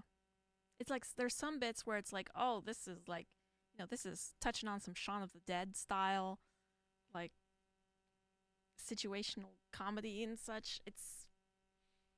There's bits of it. It's like I want to see an expansion of this situation that they're creating. I want to see an expansion of these characters dealing with the situation directly instead of being so like strangely emotionally detached from everything.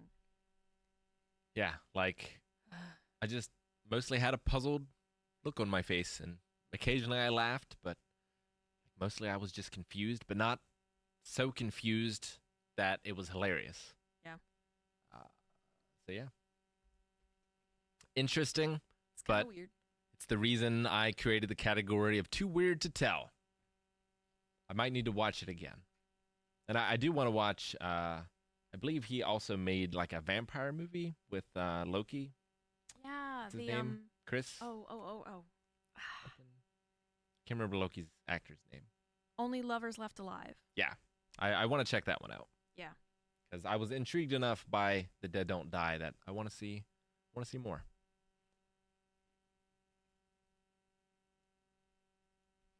Tom Hiddleston. That's it. All right, next one I have no reservations about how I feel about. This is the Joe Piscopo classic, Dead Heat. You ready? Yep. 3, 2, 1, go. There's definitely something very weird going on here. Detective Roger Mortis has a problem. He's dead. But Detective Bigelow is bringing him back alive. That's okay. Don't get up. Told you not to get up. Now, he's got 12 hours to solve the toughest murder case of his career. His own. That's been from now on, I'm a vegetarian. How do you fight this thing? Maybe we could drown it in A1 sauce. Treat Williams Sit down. and Joe Piscopo are dead heat. You can't keep a good cop dead.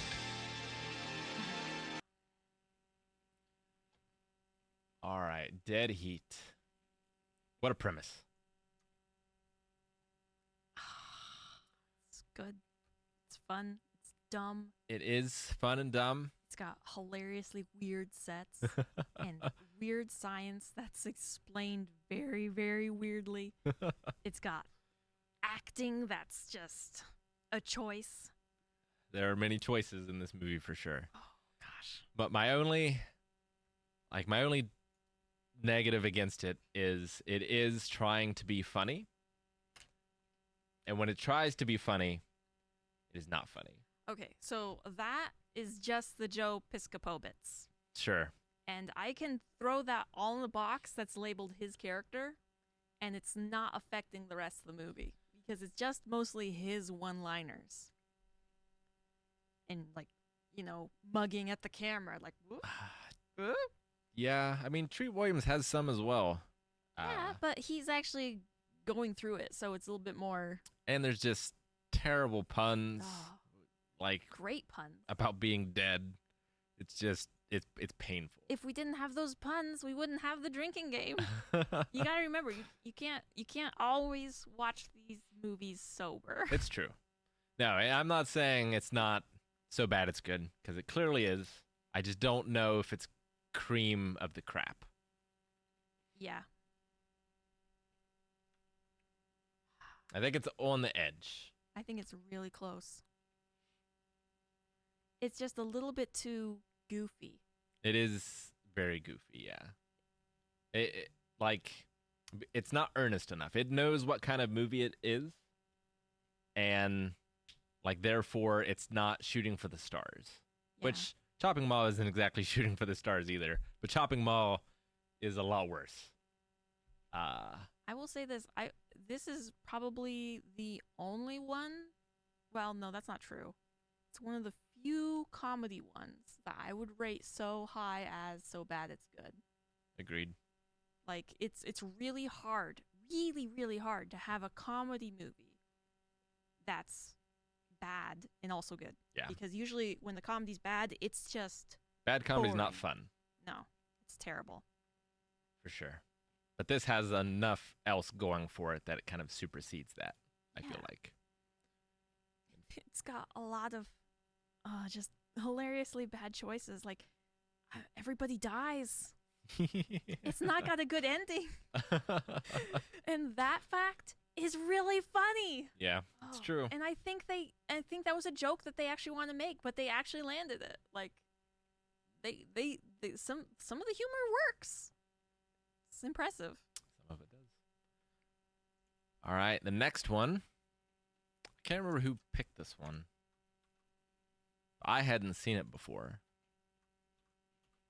Speaking of comedies, this one is Death Becomes Her.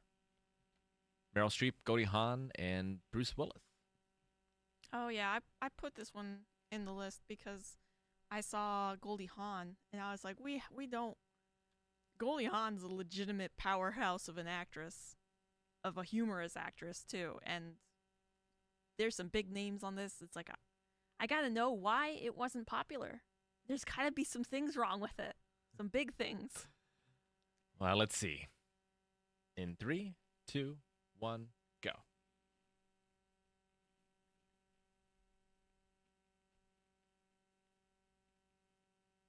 Don't you know that it's worth every treasure on earth? Robert Zemeckis. Some people will go to any length to stay young forever. Is that someone? It's Madeline Ashton. Oh, she was a big star in the 60s. I thought she was dead. Oh, madam, you look younger every day. Thank you, Rose. But Madeline Ashton and her old friend Helen Sharp I've lost men to her before. are about to go too far. Touch of magic. Oh, Drink yeah, that her. potion, She's and you'll from never Merlin. grow even one She's day the older. girlfriend. Bottoms up. Nimue? Yeah, Nimue. Now a warning. Siempre viva! Live forever! She didn't. Okay, good. Ernest, I'm in the morgue. They think I'm dead. You are. But you're not. Are you telling me it doesn't hurt when I do It this? doesn't hurt. She's dead! She's dead, Ernest. Now he's dead. He's dead? Ernest is dead? Everybody's dead! You pushed me down the stairs. I'm so sweaty. I don't think it's sweat, honey. I think you're defrosting. It's a lie.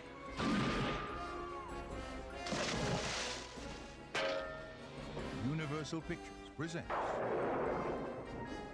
Meryl Streep, Bruce Willis, It's a miracle! and Goldie Hawn. Look at me. I'm soaking wet. Death Becomes Her.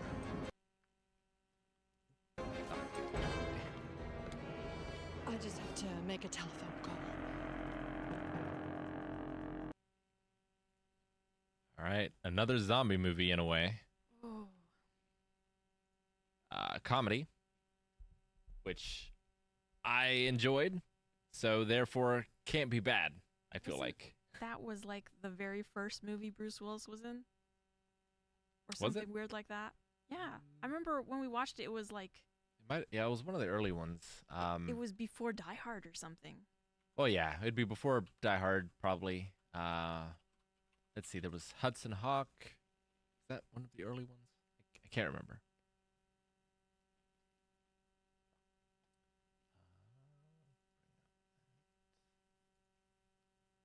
Oh, probably wasn't his first one. No, I don't think so. Man. But yeah, director of Back to the Future. It's a very strange movie. It was after Die Hard even. Oh.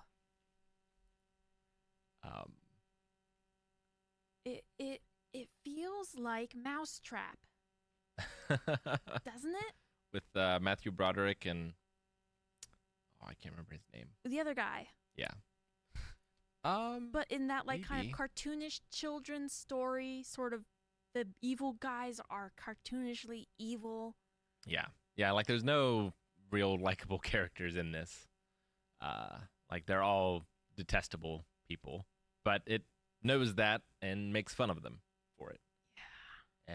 And they all have terrible ends in the movie. But the actresses and actors are incredibly talented. Yeah. Like, it's great. Music's amazing. It's a good movie. Yeah, I think it's actually good. Yeah.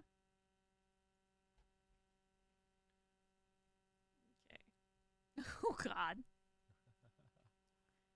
All right, back to proper bad movies. While I was collecting the trailers, there's definitely ones where I was like, okay, I found the trailer good. And it's definitely ones where I was like, oh, I'm going to watch all of this. Yeah, often on Bad Movie Nights, we will watch the sequels. We did with Captain America. This is another one where we did not bother with Deathstalker, but Deathstalker 2, Duel of the Titans is a fun one. All right, ready? Yep. 3, 2, 1, go. He came back for the adventure. He came back for the romance. Your oh, jeez. Sword and But sorcery. most of all, he came back for the money. You mean you would have helped me without the money? I didn't say that. Deathstalker 2, Duel of the Titans. Where's Deathstalker? Somebody looking for me. Stalker! You came back! By popular demand. He has returned to fight for a fallen princess. It's a matter of life and death. You gotta help Fight scenes in this So are so begins a long bad. and perilous journey. Just like hitting each other with sticks. Yeah. Let's get down on the tourist trade. He will be pursued by bounty hunters and assassins. You gotta get up pretty early You in the could tell morning that these to catch people the had seen Prince of Evil Thieves. Dead and were like, oh, we need a spicy main character like Bruce Campbell too. Amazons. An evil sorcerer. And a wanton princess. Oh yeah. I could just eat you alive. Bones and everything. At the cutting edge of danger. At the brink of civilization. The acting is so bad. Oh, He it's will meet the terrible. challenge. Any given scene, And at the I think that gives fall, the gist of it. thief will Yeah, pretty much. Any given scene, you are looking at a fight scene where you can see people in the background just going like boom, boom, boom, boom with their swords, just like taking up space. Yeah. The female protagonist, her acting in this is some of my favorite ever. It's so bad. It's some of the worst ever, and therefore is one of my favorite performances in anything. So much so that there's a couple others that she's in that I desperately want to check out that we haven't checked out yet. But yeah, it's a very special movie. Sword and sorcery, low budget, bad acting, bad effects, bad combat, like everything. Terrible, terrible, terrible. They thought they were making a good movie. Like they thought they were making a great sword and sorcery movie. I think they thought that they were, and at the time, sword and sorcery movies had a much lower bar for being good as well. Like, as much fun as Willow is, like that was one of the better ones. It bucked the trend. when that came out. Yeah. And I don't think Willow is all that good of a movie. How dare you? Do you know how many people fell in love with long hair because of that movie? I understand. And I'm not saying it's not enjoyable. I just, you compare that to Lord of the Rings. Or Oh, let's compare it with Lord of the Rings. I'm just saying, like, a lot of fantasy Lord of the movies Rings swept the freaking Oscars or whatever. Yeah. And like, I think Conan the Barbarian is pretty good. But, okay. What about Beastmaster? I mean, Beastmaster's not great. Imagine if Beastmaster hadn't dyed the cat. Yeah. I think it's okay. I think dyeing the cat is very carny of a thing to do. Yeah. And it kind of lowered the quality of the entire movie. But most of it was like, it was Conan the Barbarian in another world sort of level of good fantasy. I mean, it had Rip Torn selling it. Like, it did. Like, that's a good old like fantasy movie that you could compare Deathstalker to. Like, I feel like, 70s and 80s, like sci-fi, as far as like genre films goes, like some of those were great then and are great today. Yeah. When it comes to fantasy, I'm not so sold for a lot of the movies that came out in the 70s and 80s. Like, I feel like it reached its pinnacle later.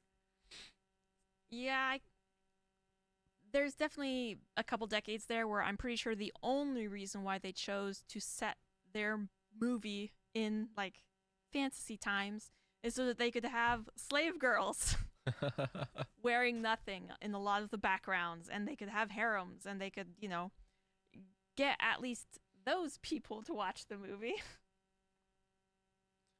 But Deathstalker 2 is it cream of the crap? It might be. I don't know if it is, because I'll be honest, it's not super memorable. Other than, like, some of her performances. You're right. I mean, we've only seen it once, which I guess is indicative of its quality. I think it's a good, bad movie. I would definitely watch it again, but I think that's a good point, and it is so bad it's good. Which is filling up. Well, I mean, not everybody can be perfect, but a lot of people can be almost perfect. Yeah, when we come back tomorrow, I might have to, like, take offensively bad and actually good and put them on the same level and expand so bad it's good a little. Yeah.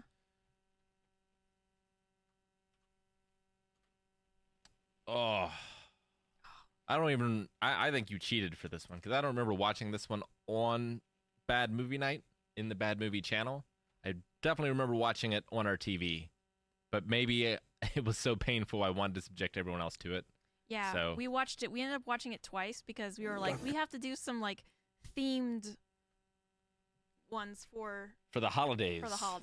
Yeah, if Adam and Jake are in chat, they might know. But this is Deck the Halls. 3, 2, 1, go. Dr. Stephen Finch was Mr. Christmas. We always wear matching sweaters for the family Christmas party. Until the competition moved in. I'm Buddy Hall. These are my babies. Can I live here? Daddy, come look. You can see every house in the country. And I don't from space. care what Where's you say our about house? Danny. You can't he see looks our house. angry in Hoping every that scene. one day to Like, something to be big. like, Buddy. Around here, I'm the Christmas guy. I don't think so. Now, they're going head to head Watch and learn. for the holidays. I'm desperate to get out of here. That's gonna swell up. But the holidays Got the next 5 years of trees all lined up. might not be big enough for the both of them. I guess I'm the new Christmas guy. This isn't over yet. You're gonna cut his power, aren't you? He's coming! Secret. Oh, even the trailer's terrible. I'm done. Trailer's making me I tap unhappy. out. Okay, so Christmas bad movies are surprisingly difficult to get through, even in the season. Which, my favorite Christmas tradition that we do is the 12 nights of bad movies. Bad Christmas movies. The Hallmark Channel is a bountiful harvest of bad Christmas movies. They keep making more.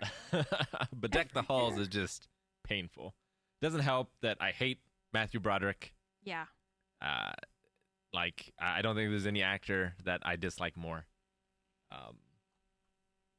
Which is a damn shame because he's in movies I like, but he's the worst part about the movie. Yeah. I wish he wasn't in Lady Hawk. And in this, he clearly does not care. Like, I don't think anyone does. It shows the humor is bottom of the barrel. It's a comedy that fails at being funny. And it's just painful to watch. And uncomfortable as well. Like, their daughters are very sexualized. Oh, really? Really sexualized. It's really uncomfortable. It's super creepy. It's bad. Like, this one is one of the ones that hurt me the most of all of the ones that we watched on Bad Movie Night. And I've seen it twice because we watched it and then I'm pretty sure we watched it again on Bad Movie Night. And that's the only recovery option you have when you see a really, really bad movie that hurts you. The only way to recover is to make other people hurt too. Yep. Indeed. Much like life. And having kids. But this is the one on the list so far that I never want to watch again. I don't want to watch Crawl again either. But I think I would watch Crawl before I watch Deck the Halls again. Oh yeah, I'll watch Crawl before watching Deck the Halls. I watch Crawl before watching most of the Christmas bad movies. So I'm going to put this one on offensively bad. Like, it's worse than Attack of the 50-Foot Woman. It's worse than Crawl. It's worse than At the Earth's Core. It makes me upset to watch it. Yep, it is because just... Danny DeVito's great. Whoa. How is he so misused? I mean, yeah, I don't think anyone cared. There's a really good... So, some of these movies are featured on... How Did This Get Made? Yeah, the How Did This Get Made podcast, which is great, and I love it. But this one in particular had someone that was in the movie. So they were able to talk about, like, how everyone didn't care. And how, like, Danny DeVito was not around unless it was his scene. And just, like, Matthew Broderick just off in a corner lamenting, how has it come to this? I mean, didn't it happen right after that drunk driving incident? I don't know if it was right after, but it was definitely after. Yeah. But yeah, just terrible. So cannot recommend. Do not do that to yourself. It's the first day of shooting. As soon as they had the first scene shot and they saw these people and how little they cared, they should have stopped right there, recast the whole movie with people that wanted to be there. All right. To the next one, which is Deep Star 6. This one, I'm convinced, is at least one person really wanted to be there. I think so. And I think that's the reason why this movie was made. Ready? Yep. 3, 2, 1, go. Below the surface of the sea. Oh, you can skip. Far, far below. In impenetrable darkness. At unimaginable pressure. No form of life we know could possibly exist. I forgot this had so much dead zone at the beginning of it. There is only much like the movie. A lot of dead zone in this the movie. crew of Deep Star 6. But miniatures are fun. Bottom of the ocean. Oh yeah, this one had really fun. They are explorers. This was the one I was thinking about. Aboard and get the hell out of here. What's the matter? You gonna let a few ugly fish scare you? They are invaders. Okay, boys and girls, don't try this at home. They saw Alien. Which no human being has ever entered. Sonar contact. Down here? I'd like to go out and take a look. But then they just Contact kept closing. going out. 300 meters. The hell is...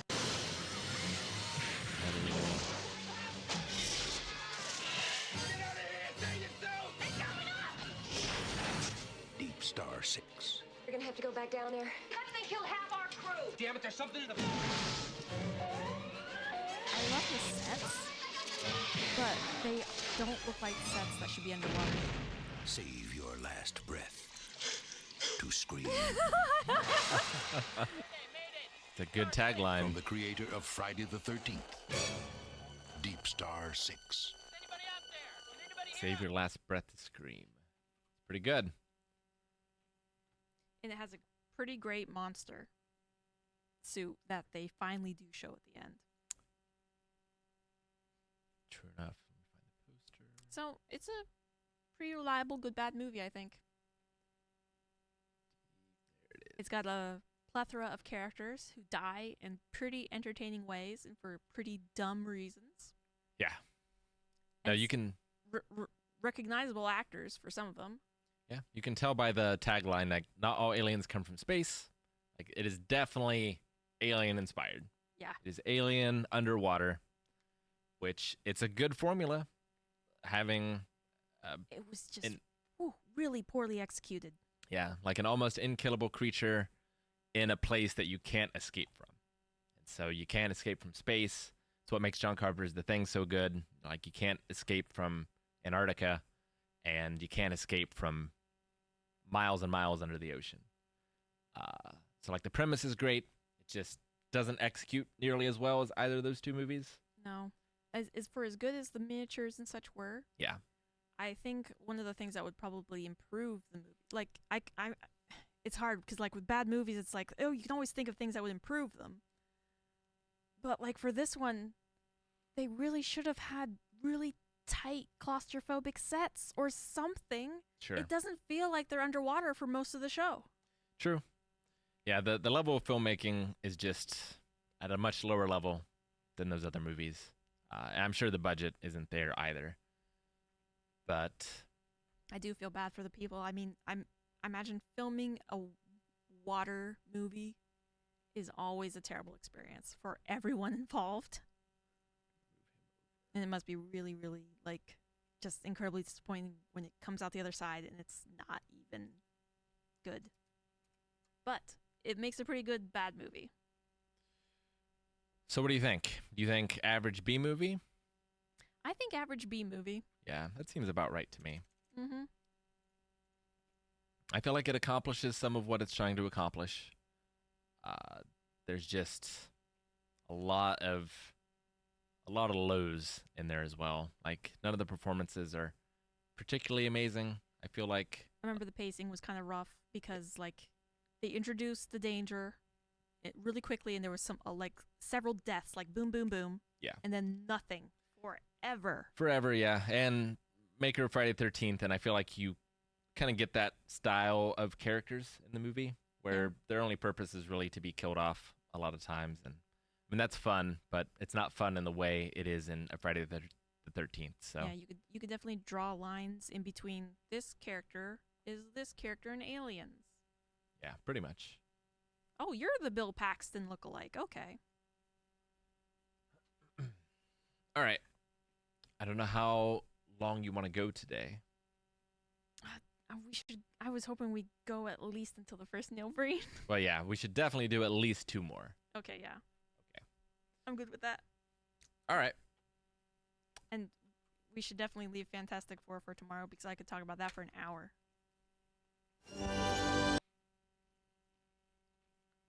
All right. Another Marvel movie, kind of, in a way.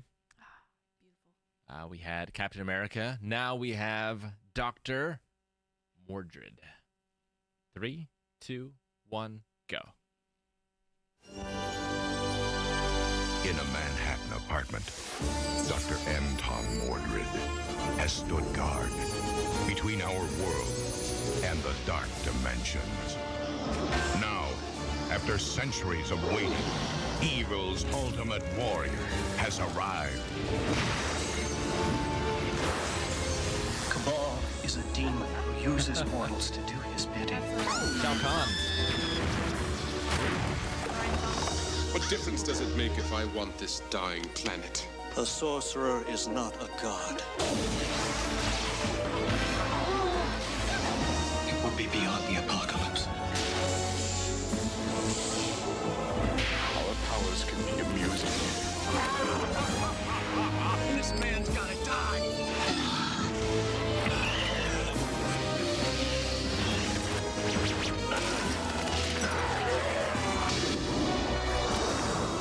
Dr. Mordred, master of the unknown. Master of the unknown.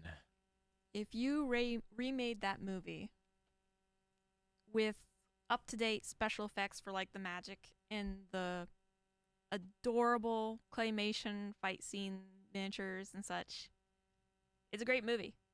Yeah. It's a great Doctor Strange movie. Yeah, so I believe the case was the production studio had the rights to Doctor Strange and were going to make a Doctor Strange movie, and then they lost the rights and they made the movie anyway. Or it was already in production and they finished it. But so it was supposed to be Doctor Strange, obviously, but instead we got Dr. Mordred. And yeah, I legitimately enjoyed this movie when I watched it. Yeah, Jeffrey Combs is a great Doctor Strange. I love his voice. Yeah. He seems like a wizard who's been alive for hundreds of years. I love the villain in this movie. Brian Thompson is incredibly physically intimidating, and for him to add magic to that, it's like, oh, he's like the Kurgan mixed with, I don't know, more magic. More magic. Like Mob, is it Maeve from Merlin? Oh, yeah, so mix Evil Lyn with the Kurgan. Mm-hmm. Definitely.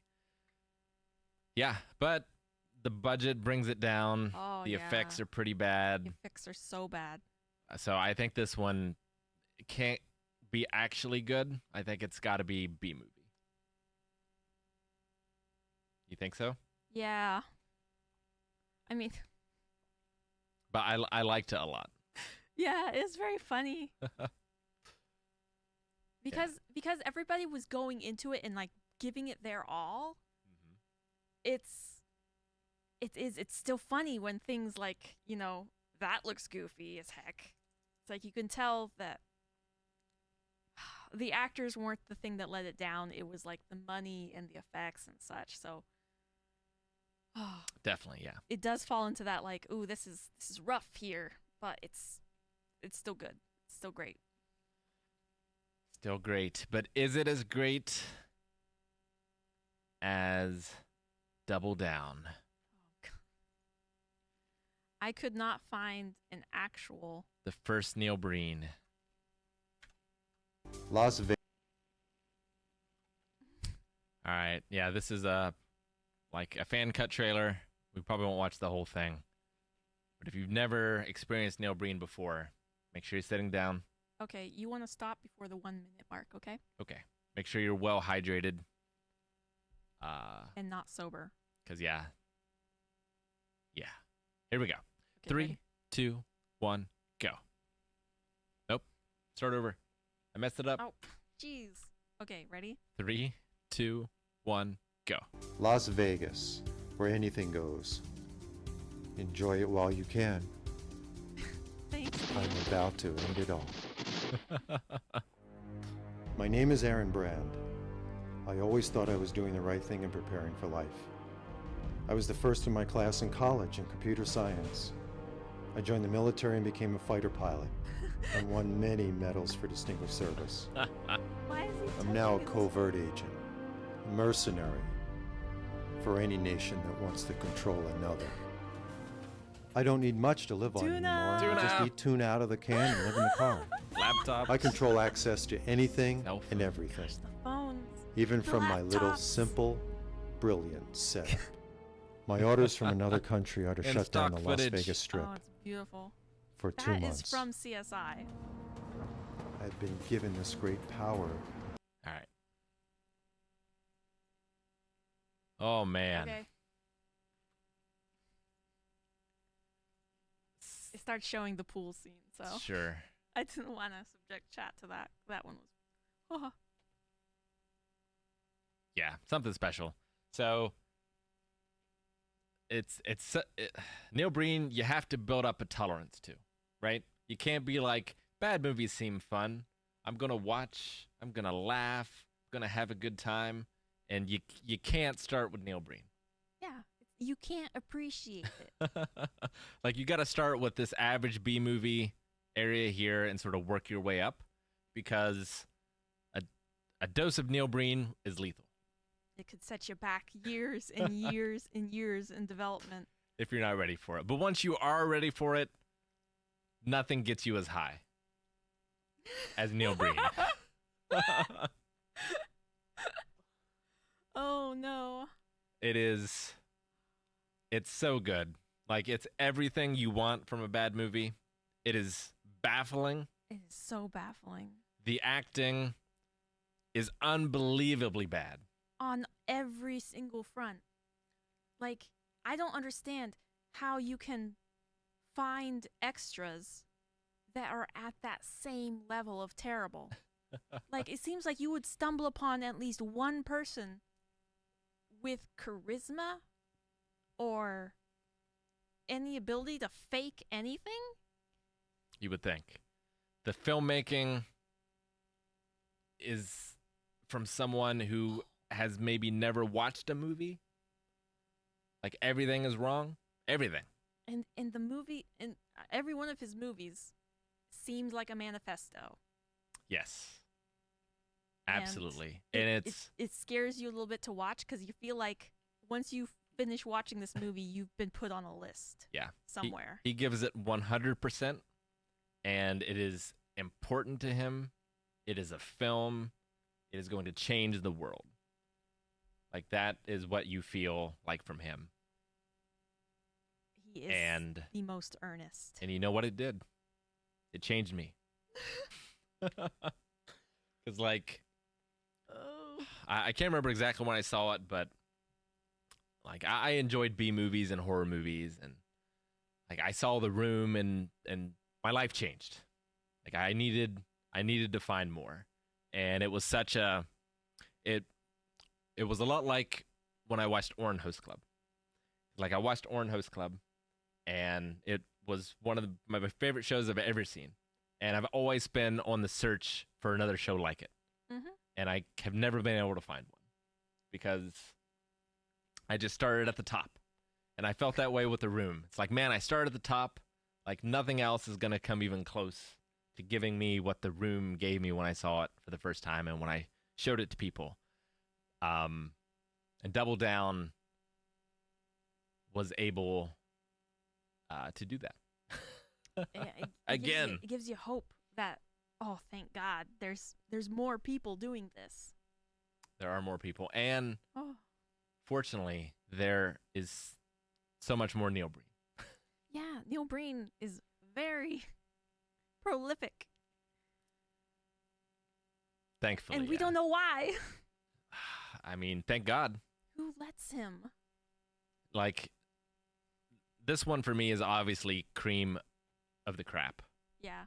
I don't know if I would say all of his movies are. They are of varying quality. Some of them are a bit more boring than others. But I wouldn't say this is his best one. No. But it is his first, and just... Considering that you wanted to rate all of his films separately and you put all the Bad Ben ones in together. Yeah. So I don't think that's completely fair to Bad Ben. Because there's some Bad Men stuff is really good, but on average, it's in so bad it's good. Yeah. But I think on average with all the Neil Breen movies, if we were to rate them all together, they would definitely... I think it would still be cream of the crap. In cream of the crap. Yeah, because... And we'll get to them later, but there are 3 of them that are just so good. And the other 2 have their moments for sure. You can't quote these movies without sounding like a deranged person. But that doesn't stop Rick. It's so much fun. And you can quote those lines because everything is repeated 30 times in the movie. Yeah. All you have to do is like, I'm the best hacker that's ever been. Oh. I think I heard that 5 times already in the trailer. Yeah, no, it's something special. Definitely recommend once you're ready for it. Once you're inoculated. Yeah, like stay safe out there, people. Like if you've tried The Room and you can't handle The Room, you can't handle Neil Breen. Like The Room is a lot easier to watch than Neil Breen.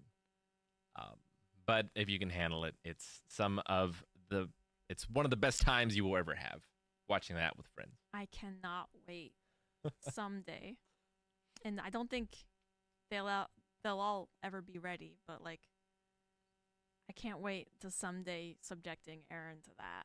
Oh, it's something to look forward to. Yes. Have a reaction to this on the channel. And Eric as well. He hasn't seen it. I know. He's seen like clips of Neil Breen, but he hasn't watched a movie. Oh, man. All right. I think that's going to do it for us for today. I feel solid about where we've landed. I don't feel solid about how few we got through. You're right. Yeah, There's like it's a problem. There's at least 3 pages, and we just got through maybe 1. We'll do our best. We're gonna come back tomorrow. We can always skip some of the ones that are a little bit less. Yeah, we might curate the list a little bit to try to finish getting rid of it, or we just fit one of these in some other time. I don't know. But we're going to be back tomorrow at 3 p.m. ranking more of these. And then Monday at 6 p.m. Eastern Time, we're going to be getting back into Final Fantasy 16. The two of us playing that on Monday and Wednesdays. And Saturday, I'm going to be streaming on Roll with the Punches YouTube channel a full boxing workout. Going to be working on endurance, so that should be a lot of fun. But yeah, I love bad movies. Bad movies are nice to watch. I love so bad it's good. I love great, and I hate everything in between. So it's like you don't have to have the emotional investment that gets like thrown back in your face because the movie ends up being bad or like just not delivering on things. Like with a bad movie, you can just enjoy it. You don't have to get connected to the characters or anything like that. You can just laugh your ass off. Definitely. And with a good movie, like a really great movie, you can get invested and you can get connected with the characters and you can follow their entire pathway and you don't have to fall off a cliff of like, oh my gosh, why did they do that? That they ruined the character. It screwed up their entire arc. It's like there's none of those bad moments. Yeah, for sure. Either the best or the absolute worst.